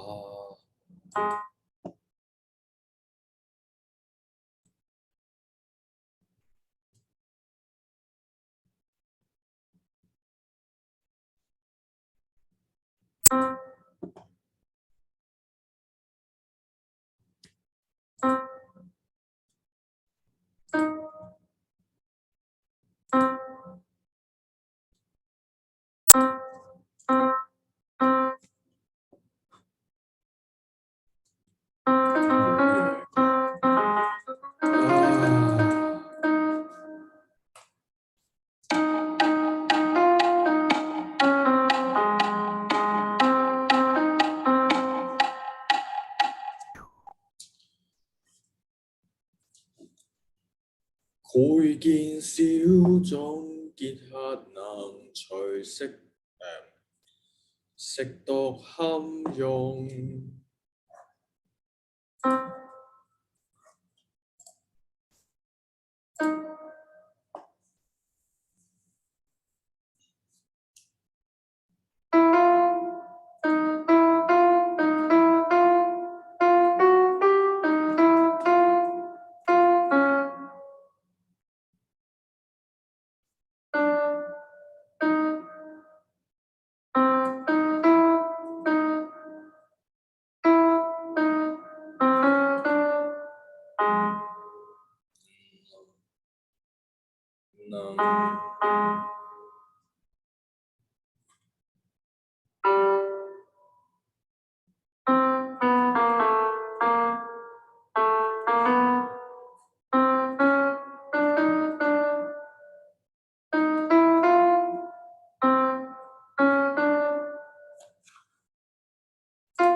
夠寫啊呢個。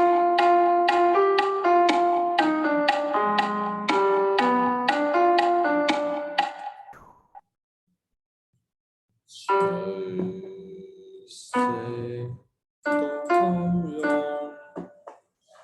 好，係應該冇錯嘅，應該唱到嘅。會見消咗。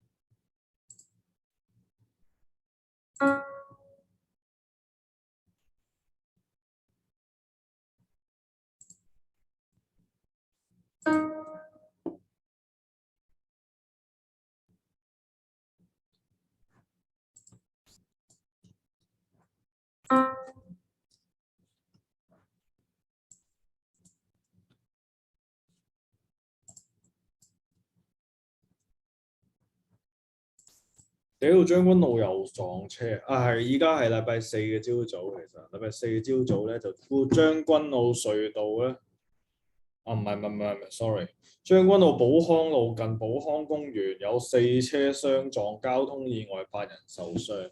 將軍澳啲交通係黐撚柒鳩線，我媽嗰陣時話搬去將軍澳，叫佢唔好，都10年前。真係唔好搬去將軍澳，搬去將軍澳會死嘅大哥。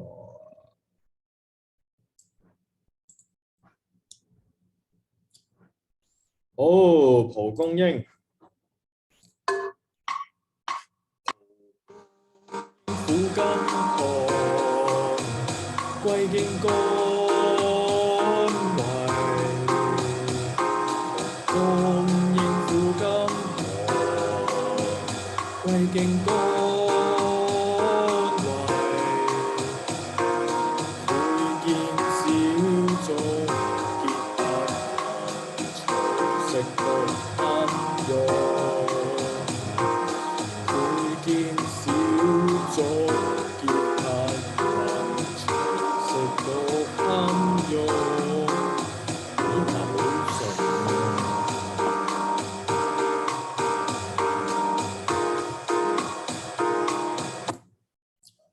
唱多次先。配件小種結核能隨食道堪用。配件小種結核能隨食道堪用。配件小種結核能隨食道堪用。配件小種結核能隨食道堪用。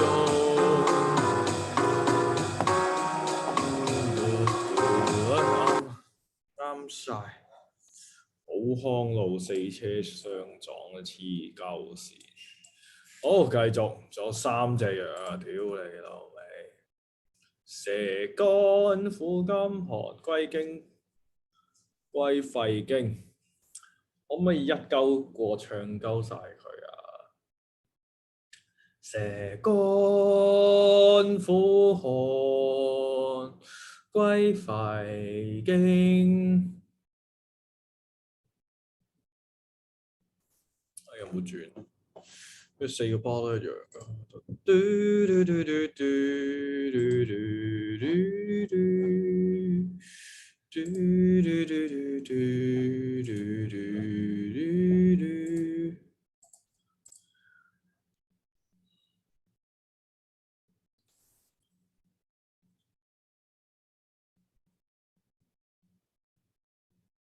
啊呢度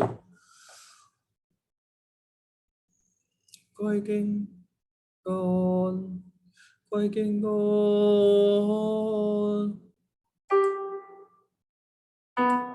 為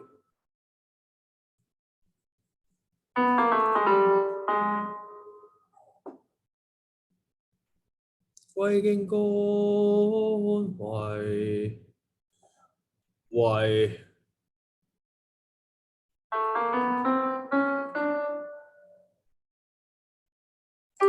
歸經乾，為蒲公英，蒲公英苦甘寒，歸經乾，為歸經乾，為歸經乾，為改下佢啦，好似唔係咁好。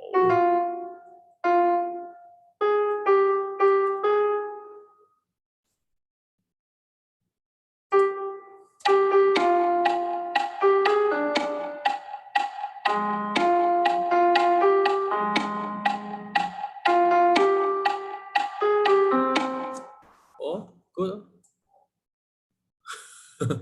自己話自己 good 就戇撚鳩啊！好，繼續。蛇乾苦寒歸蛇乾苦寒。好，我嚟唱下先。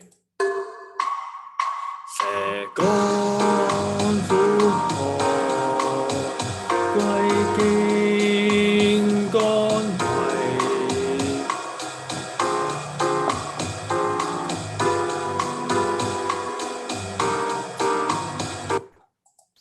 歸肺經。蛇乾苦寒歸肺經，蛇乾苦寒歸肺經。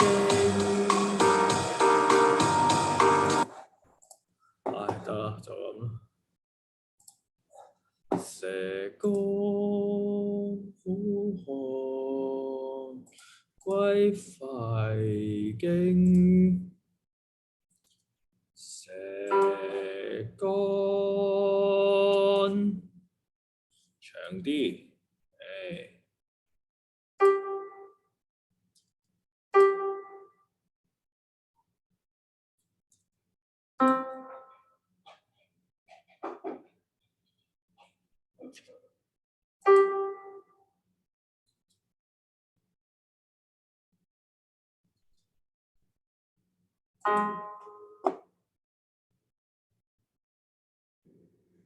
肺經歸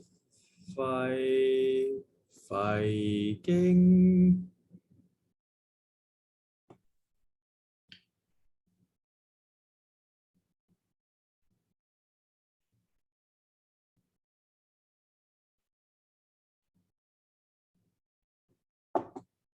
好啊，掂啊！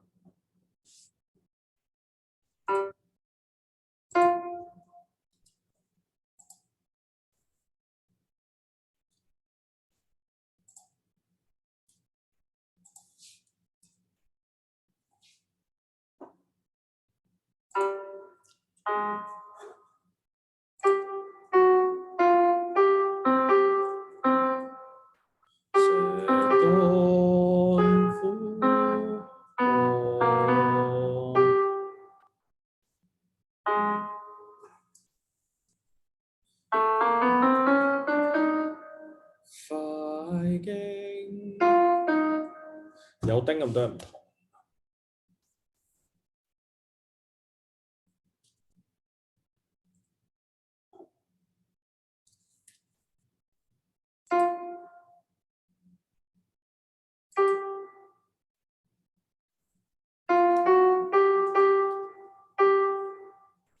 Oh no, fuck！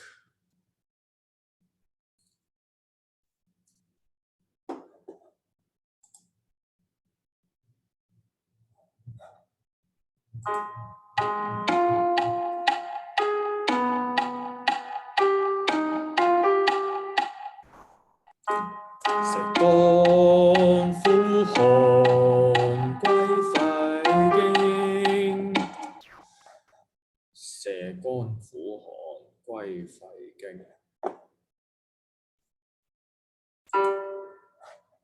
石乾。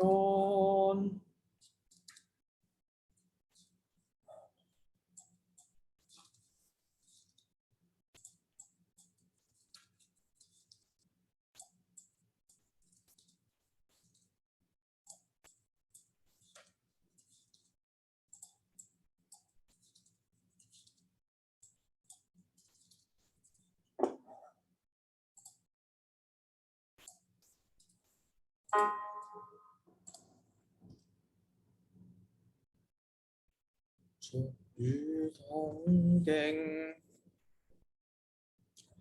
俗語通經，喉鼻口臭，庸毒堪棒。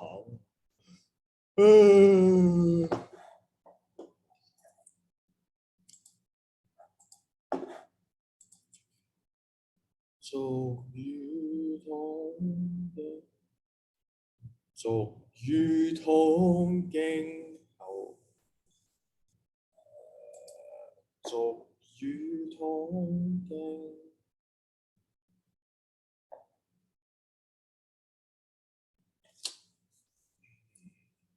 有啲奇怪喎。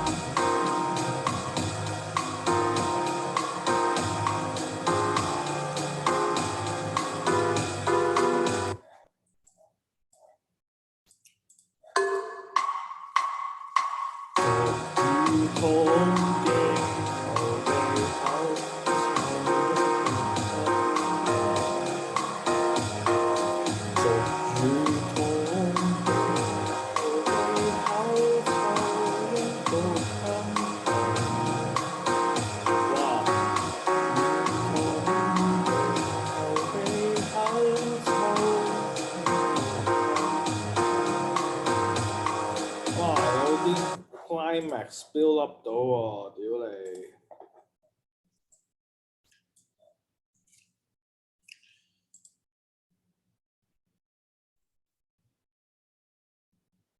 但啲 rhythm 可以抄撚晒喎，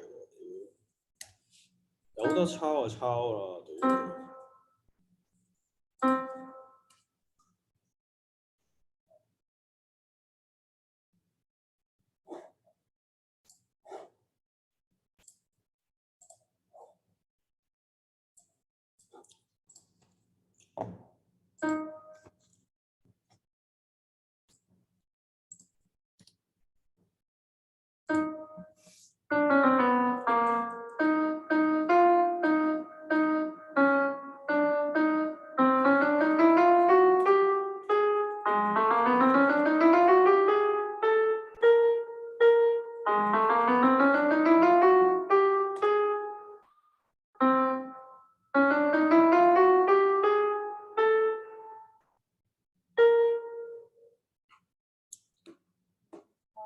臭庸。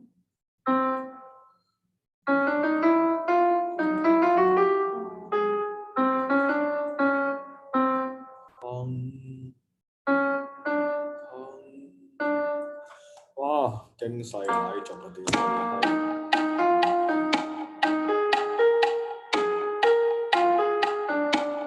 哎呀 ，no！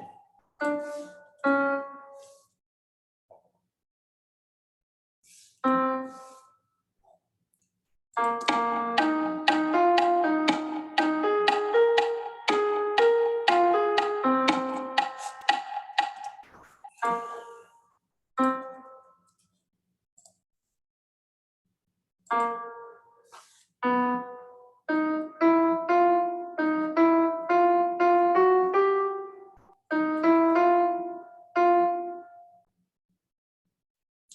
呢度又點搞啊？呢度做魚湯經，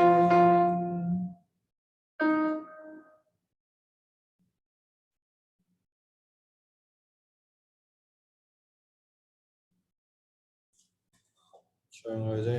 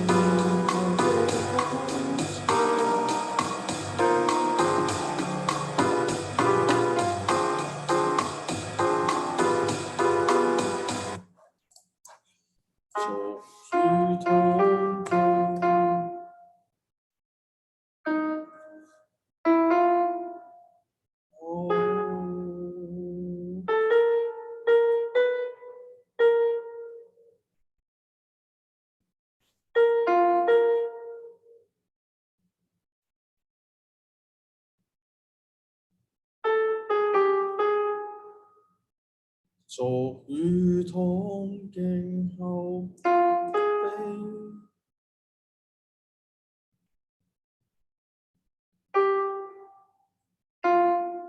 好臭。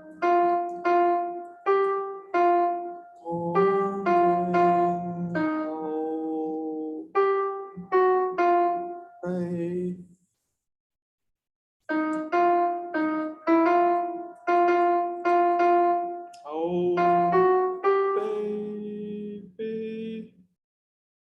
做魚湯經後備。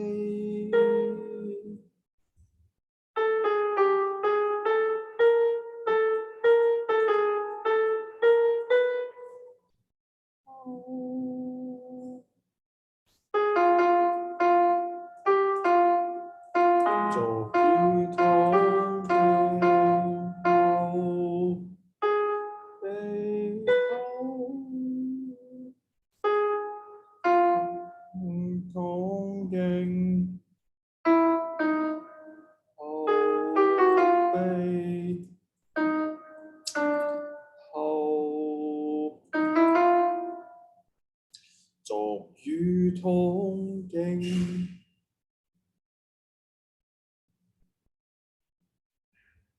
後備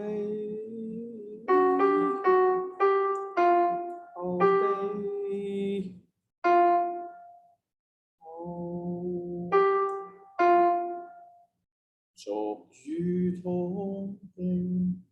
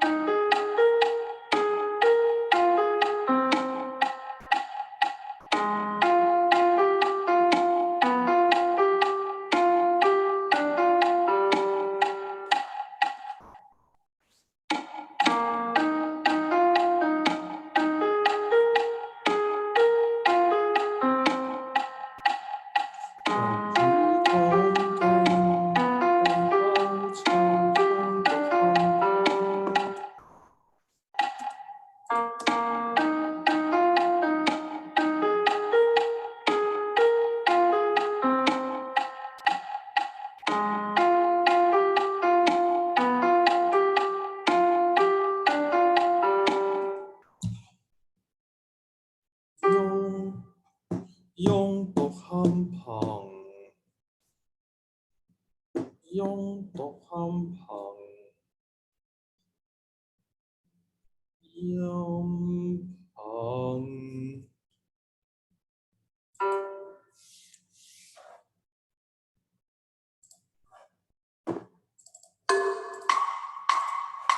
俗語痛勁，後鼻口臭，擁獨堪憑。俗語痛勁，後鼻口臭，擁獨堪憑。哇，唔多啊！俗語痛勁。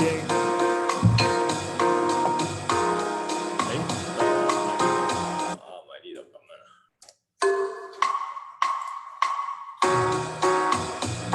勁，後鼻口臭，擁獨堪憑。俗語痛勁，後鼻口臭，擁獨堪憑。快點到你的solution。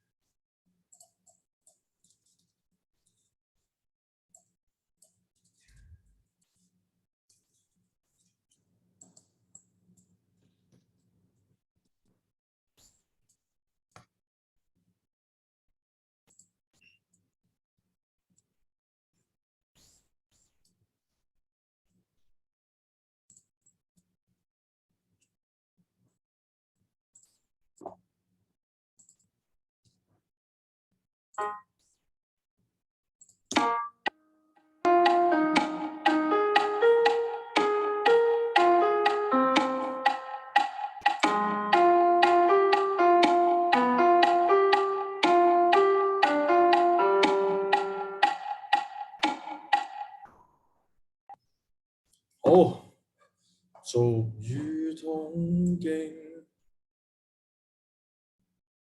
好，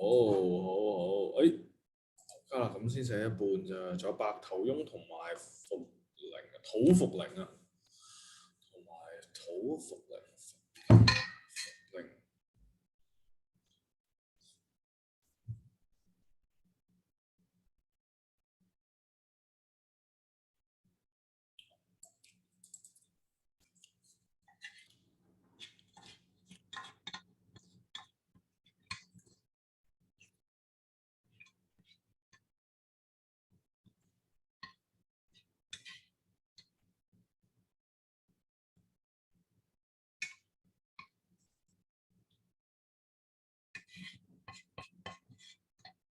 白頭翁，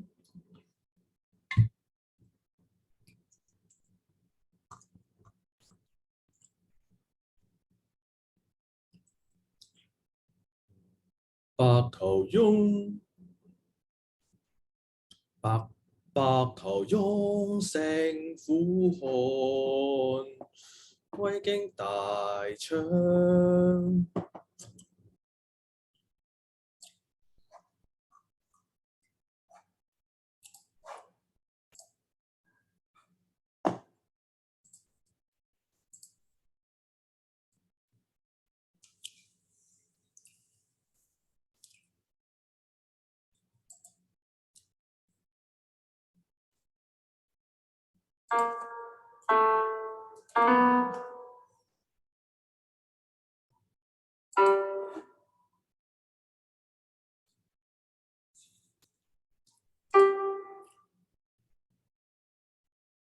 翁勝苦漢，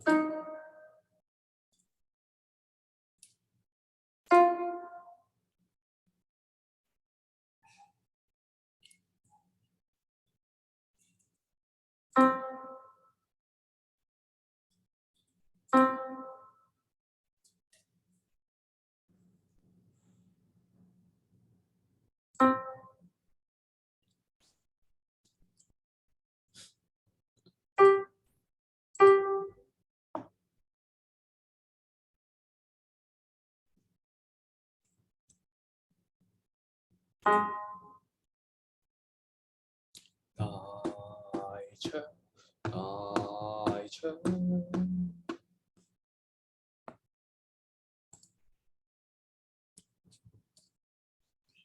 威經大昌。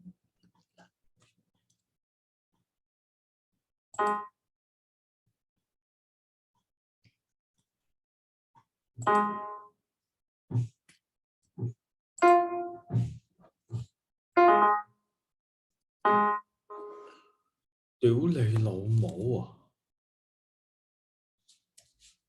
應該咁樣㗎。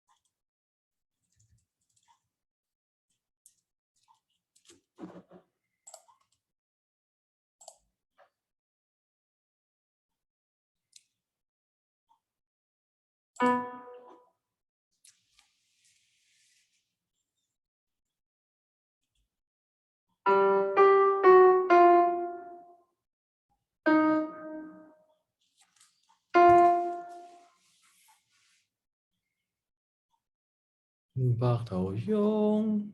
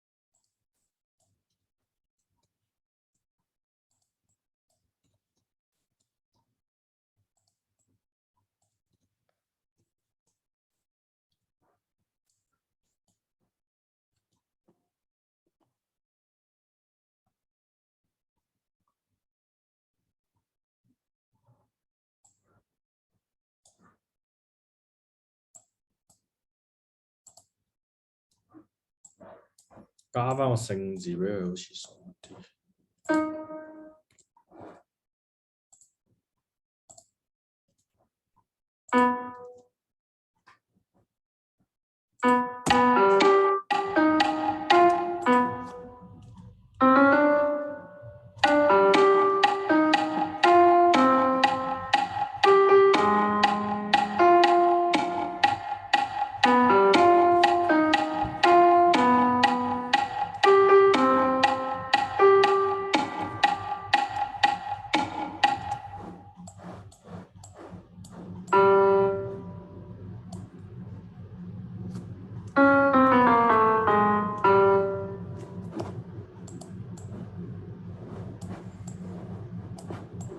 跟住又點呢？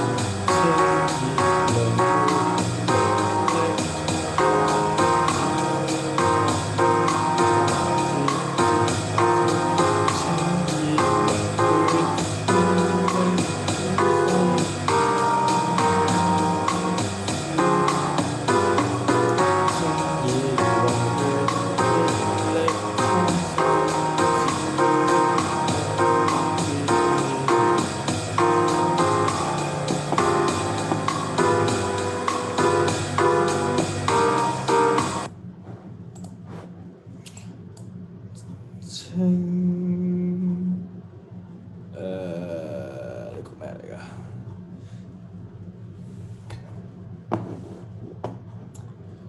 試下攞高音啦，攞高音得唔得？試下。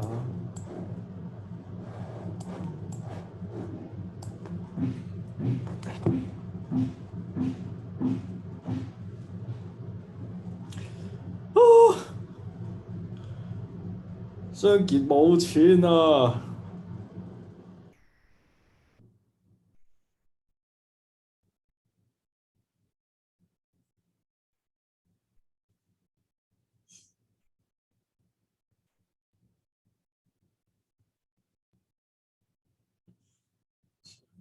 有錢啊！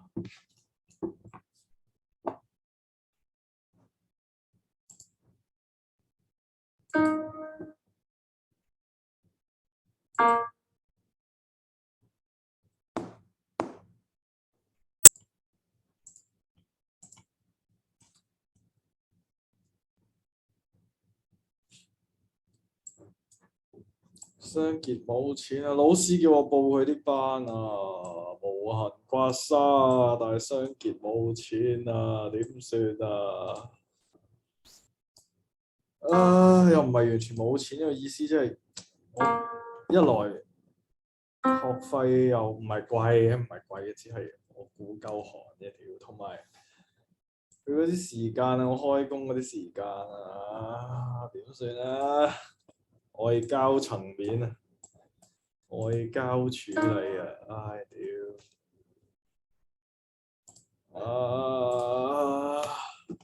作個曲先。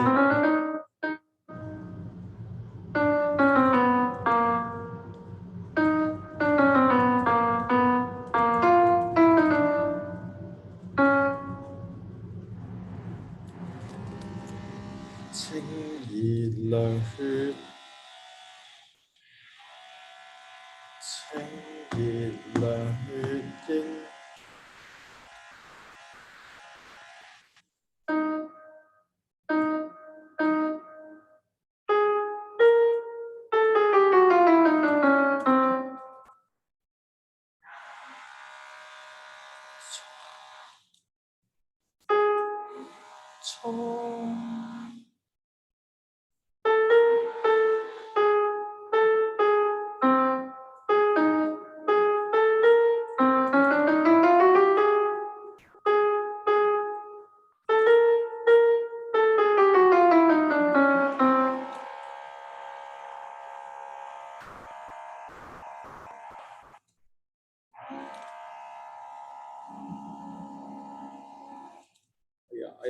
唔係啊！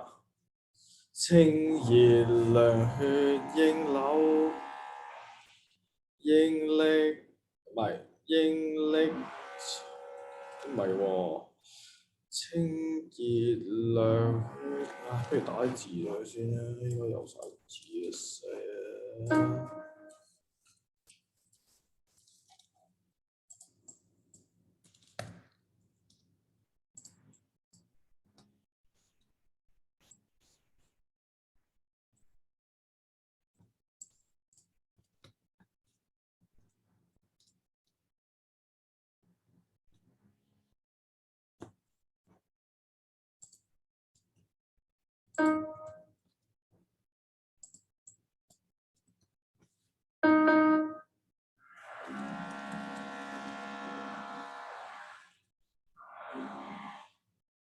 經歷滄桑，係啦，滄桑。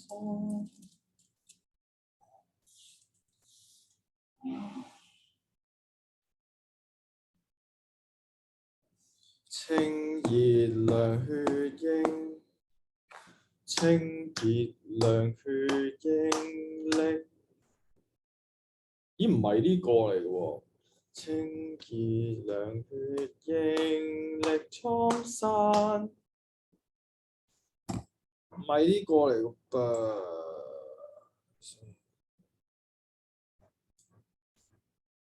唔係呢個嚟喎，吧，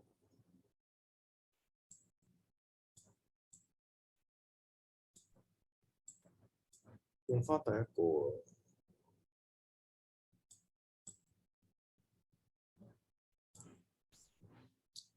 第一個咩？吧。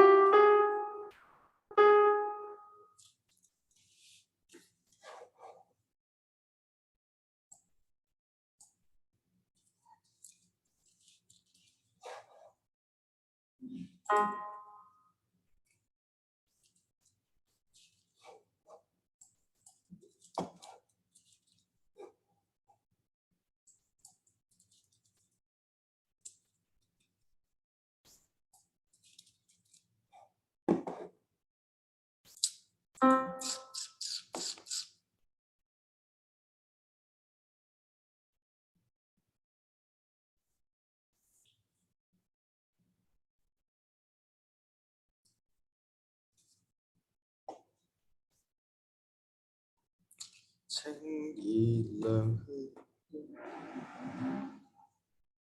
情意涼血，應力蒼生。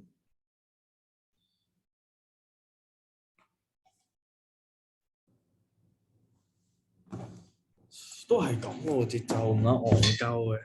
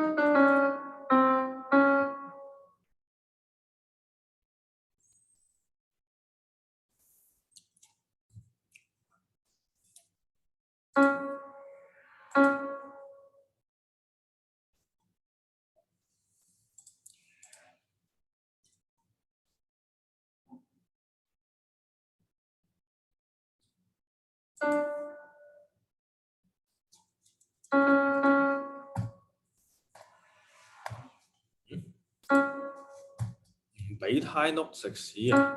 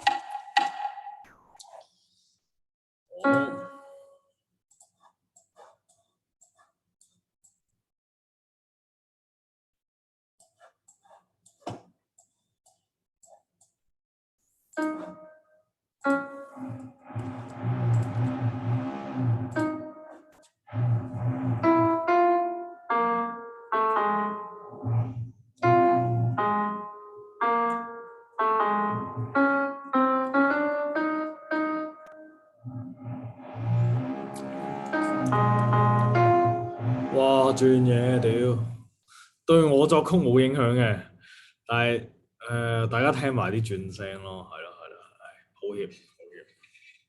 情意涼血，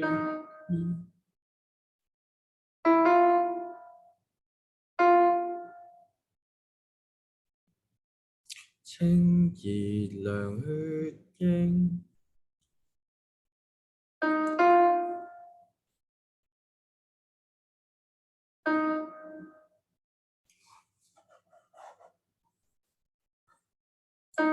咩拉過嚟嘅？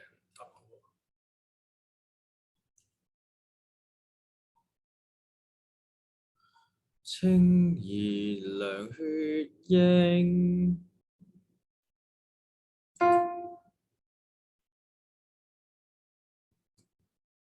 應力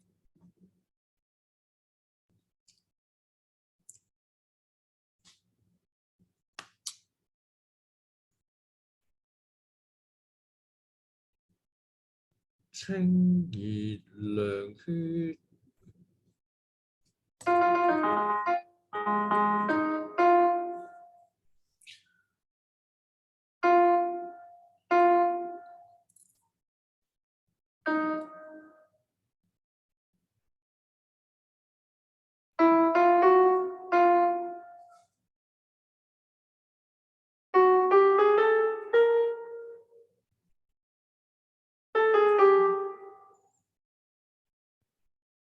情意涼血，應與力沖散，沖散，沖散。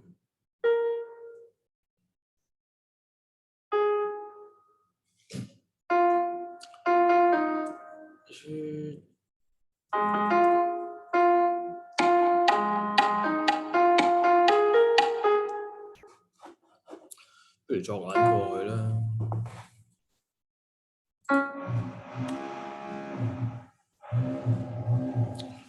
清熱涼血，清熱涼血英，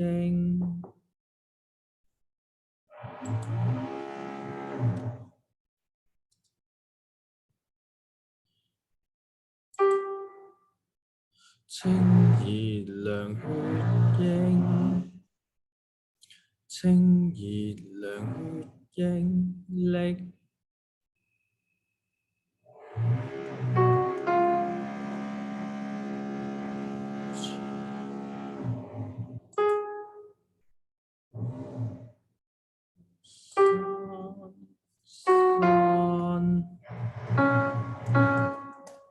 山定閃呢嗰個我冇查過，其實屌作撚錯讀鳩錯又戇撚鳩，唉！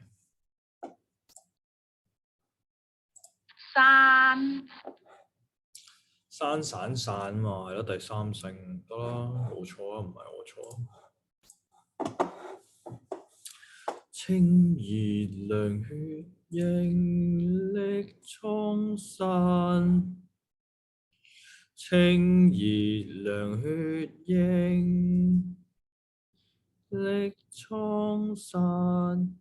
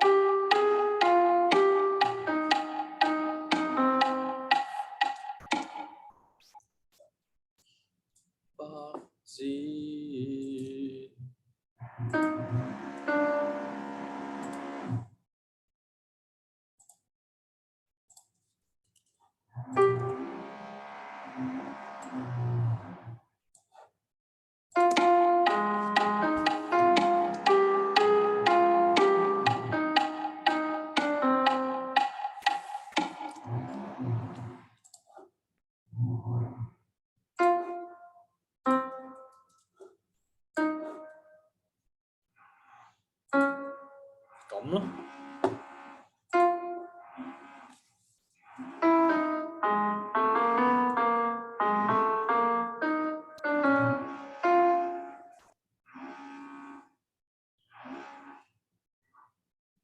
清熱涼血英。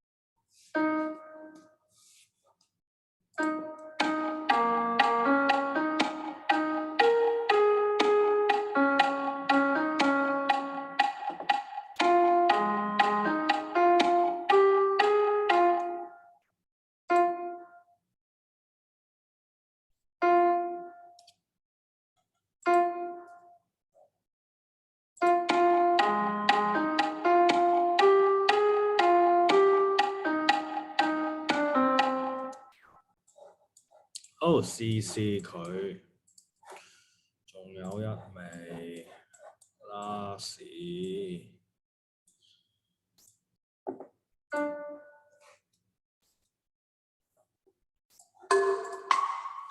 白頭翁乘苦寒，歸經過窗。白頭翁乘苦寒，歸經大窗。熱涼血液力蒼生，紫銅白字。清熱涼血盈力蒼散，紫銅白字。翁乘苦寒，歸經大窗。白頭翁乘苦寒，歸經大窗。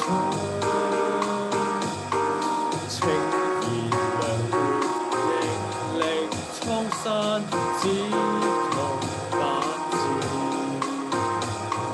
清熱涼血盈力蒼散，紫銅白字。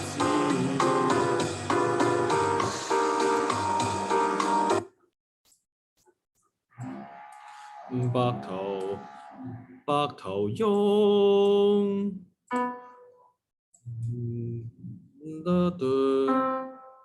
白頭翁乘苦寒，咁啱啲。好，最後啦，拉屎啦，冇再教我啦。好，拉屎咧就係茯苓啦，因為茯苓實太常出現啦，所以咧我就一定要作埋佢嘅，同埋就完咗呢首清熱解毒藥嘅歌先啊。點為之完咧？就係老師教俾我嘅嘢，我作晒啦，或者我認為作得到嘅嘢作晒啦，總之。茯苓未甘，茯苓未淡，甘平歸經肝胃，肝胃。茯苓啊！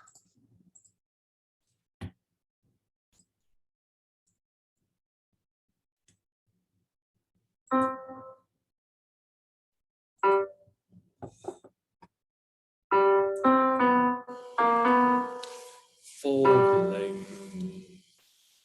未甘，未淡，甘平。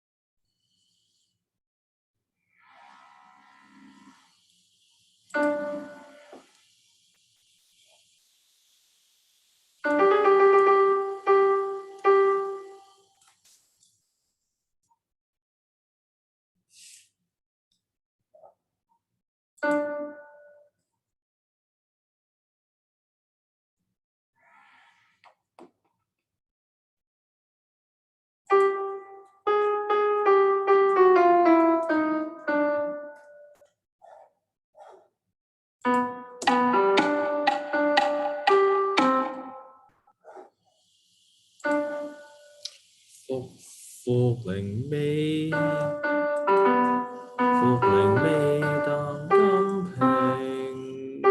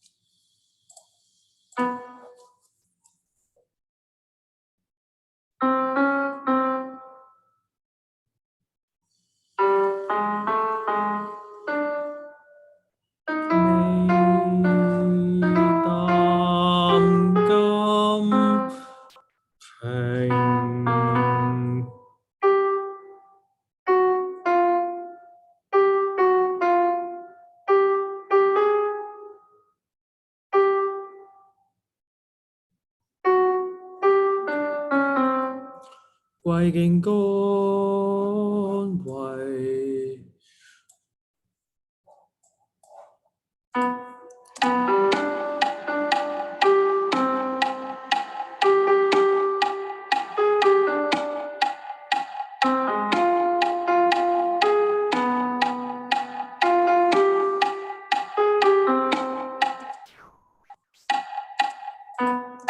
微淡金瓶，貴勁乾為茯苓微淡金瓶，貴勁乾為好，一招收你皮。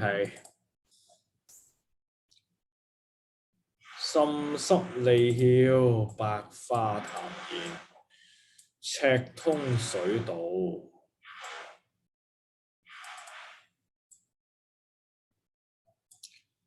滲濕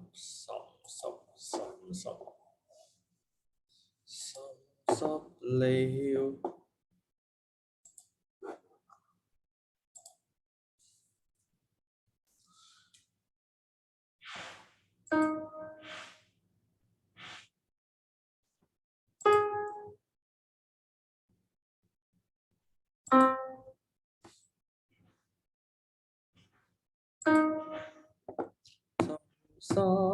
滲濕利竅。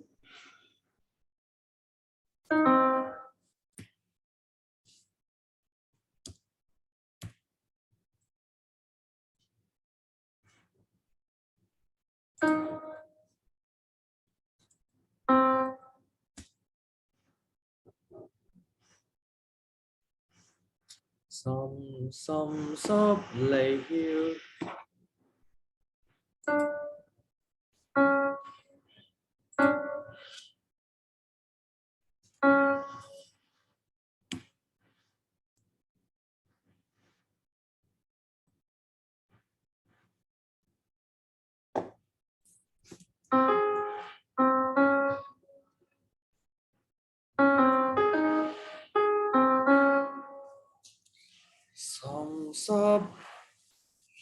滲濕利竅。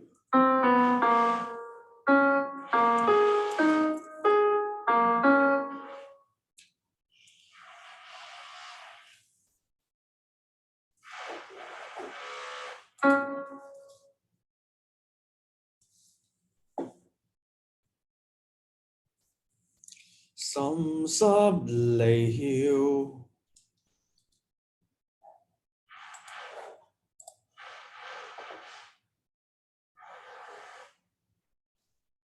百花談言，百花談言。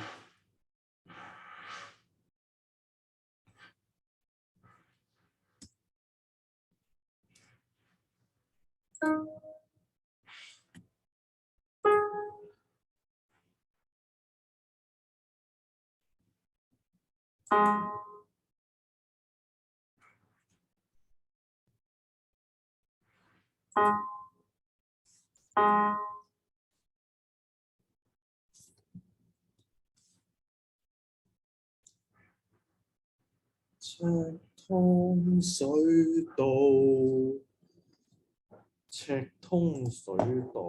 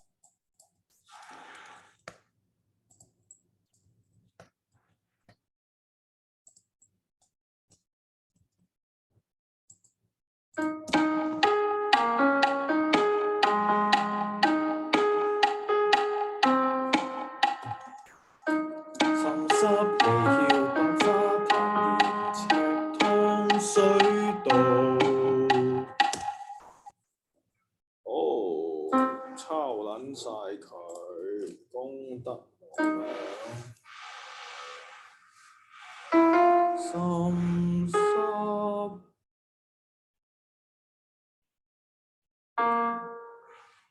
離曉，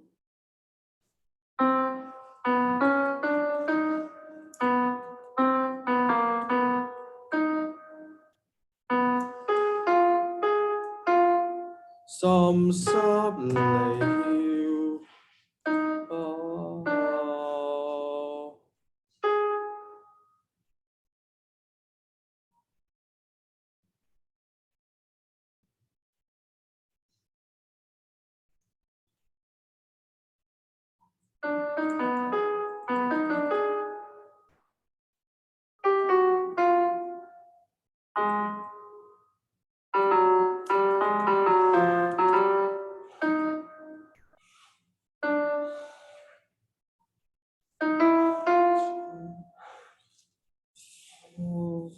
花談言赤，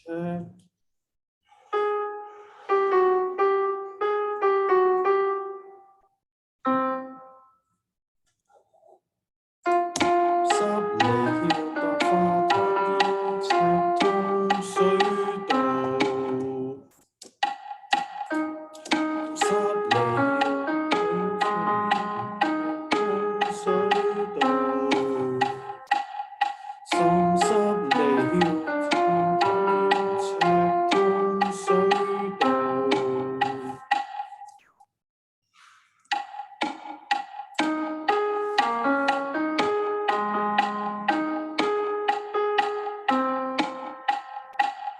深濕離曉百花談言赤通水道。深濕離曉百花談。第一件事又唔係唱先，第一件事 save 咗先啦，屌真係 export 多次嗰份 PDF。no 啊，唔係啊，對唔住啊，唔係呢個sorry。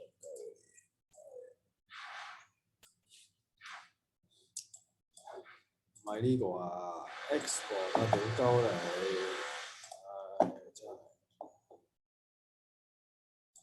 真係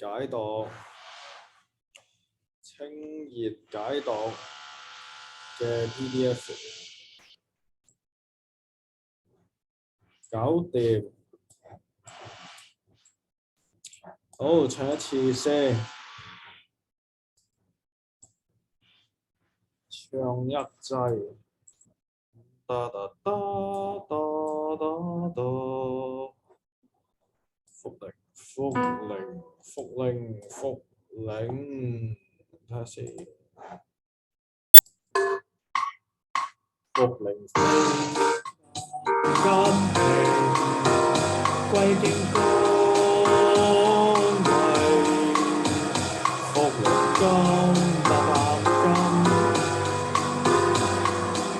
你多嘢疏鳩嚟，福鈴未白金皮。歸經乾為，就係醒啊！屌你啦你！福鈴未白金，唔係福鈴啊！屌你！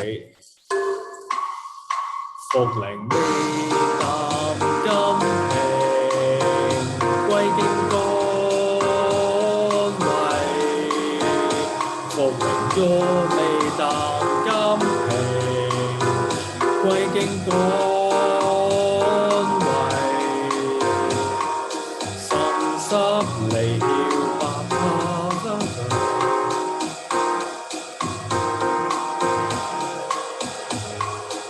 深濕離曉百花談言赤通水道，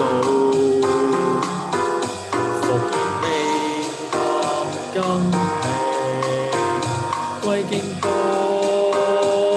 為，福鈴未淡金平，歸經乾為，深濕離曉百花水道，花談言赤通水道。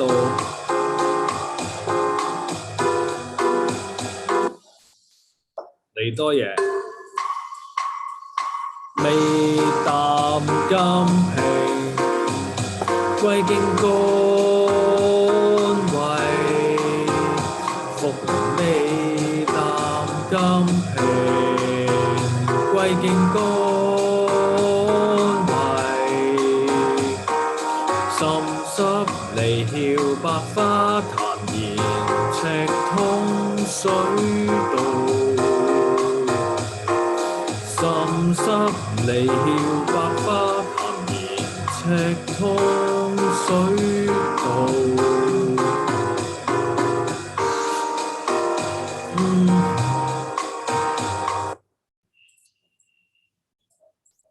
跟呢度唱一次先。欲淡金瓶，歸經乾位，復靈未淡金瓶，歸經乾位，滲濕離曉百花壇言，赤通水道。滲濕離曉百花壇言，赤通水道。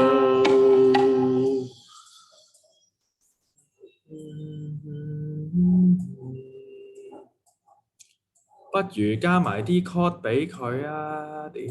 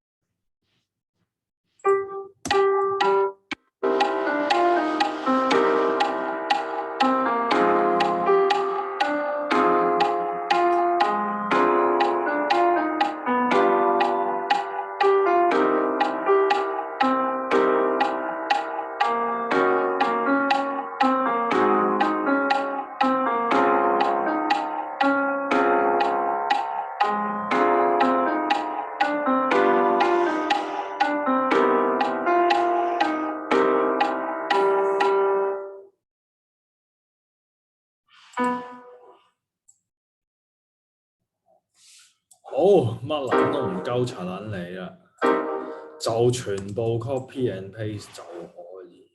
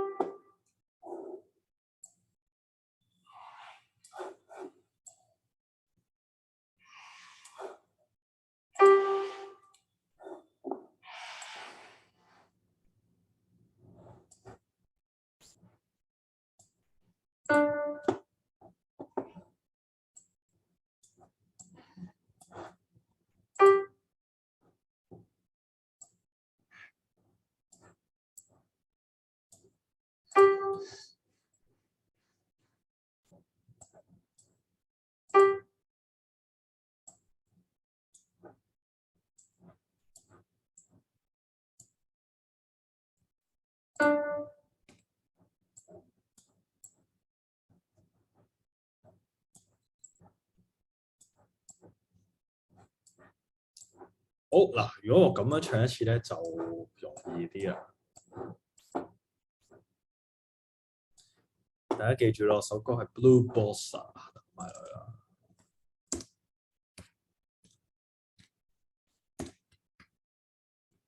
其實 Blue Bossa 嚟㗎。花美金星寒，歸經過。咦？歸經過，歸經廢心wow。美金星寒，歸經過心位。金銀花，美金星寒，歸經廢心位。遙擁無對，未成則散，已成則枯。遙擁無對，未成則散，已成則枯。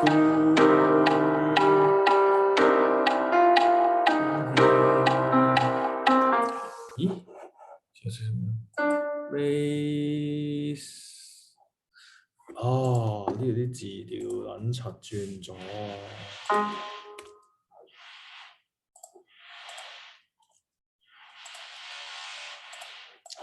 屌你老母啊！哇，四頁紙黐撚線就咁撚長。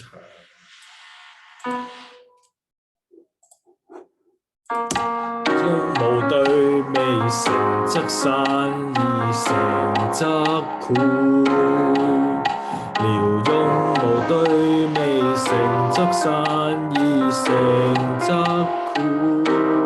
連橋未苦聲寒，歸經廢心膽。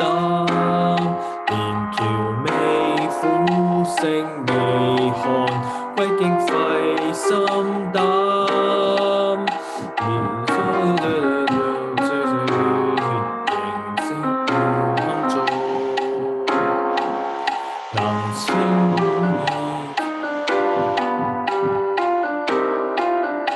點唱？大青葉苦喊聲寒，細威。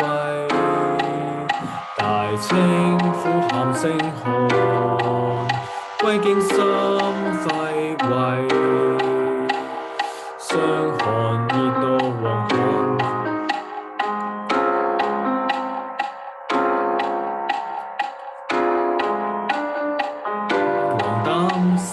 亦已放，板藍根苦書聲寒，歸經心胃。板藍根未苦聲寒，歸經心胃。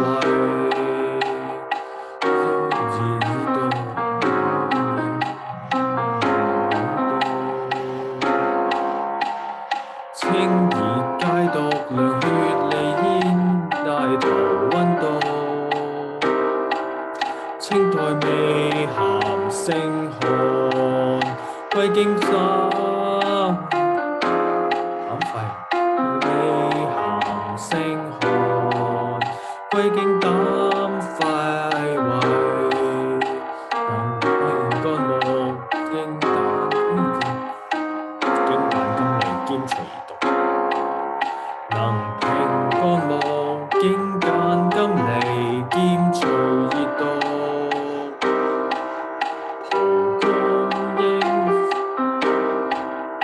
歸經肝膽，蒲公英性寒，歸經肝膽為肝胃。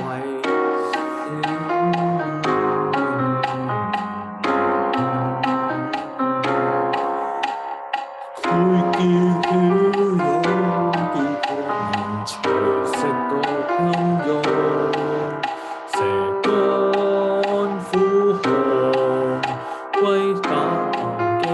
歸肺經，蛇乾呼寒，歸肺經。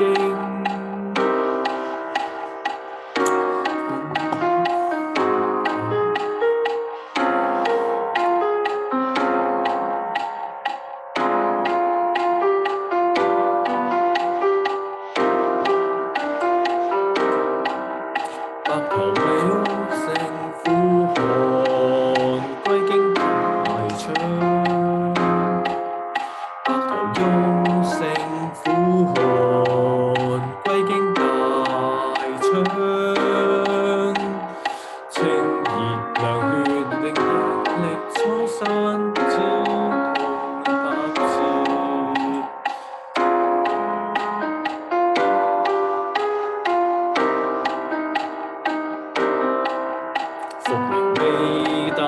金瓶歸經肝，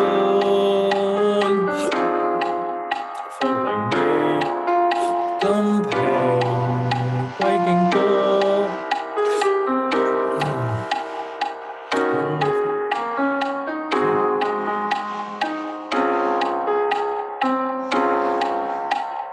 浸濕離竅桃花潭沿赤通水道。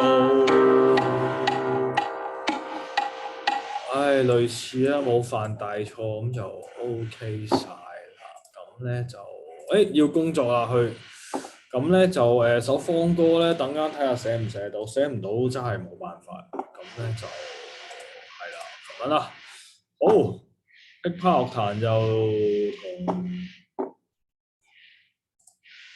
係啦，劈啪樂壇就唔知係咪去到呢度先，可能仲有下個 section 嘅，咁就如果冇咧，咁就大家晚安，就有個愉快嘅週末啦，好好休息，迎接下個禮拜嘅工作，幕幕都 cam， 多謝大家，再見。睇完節目記得 like、comment 同埋 share 我哋嘅 channel， 收睇最強頻道，訂閱熱血時報。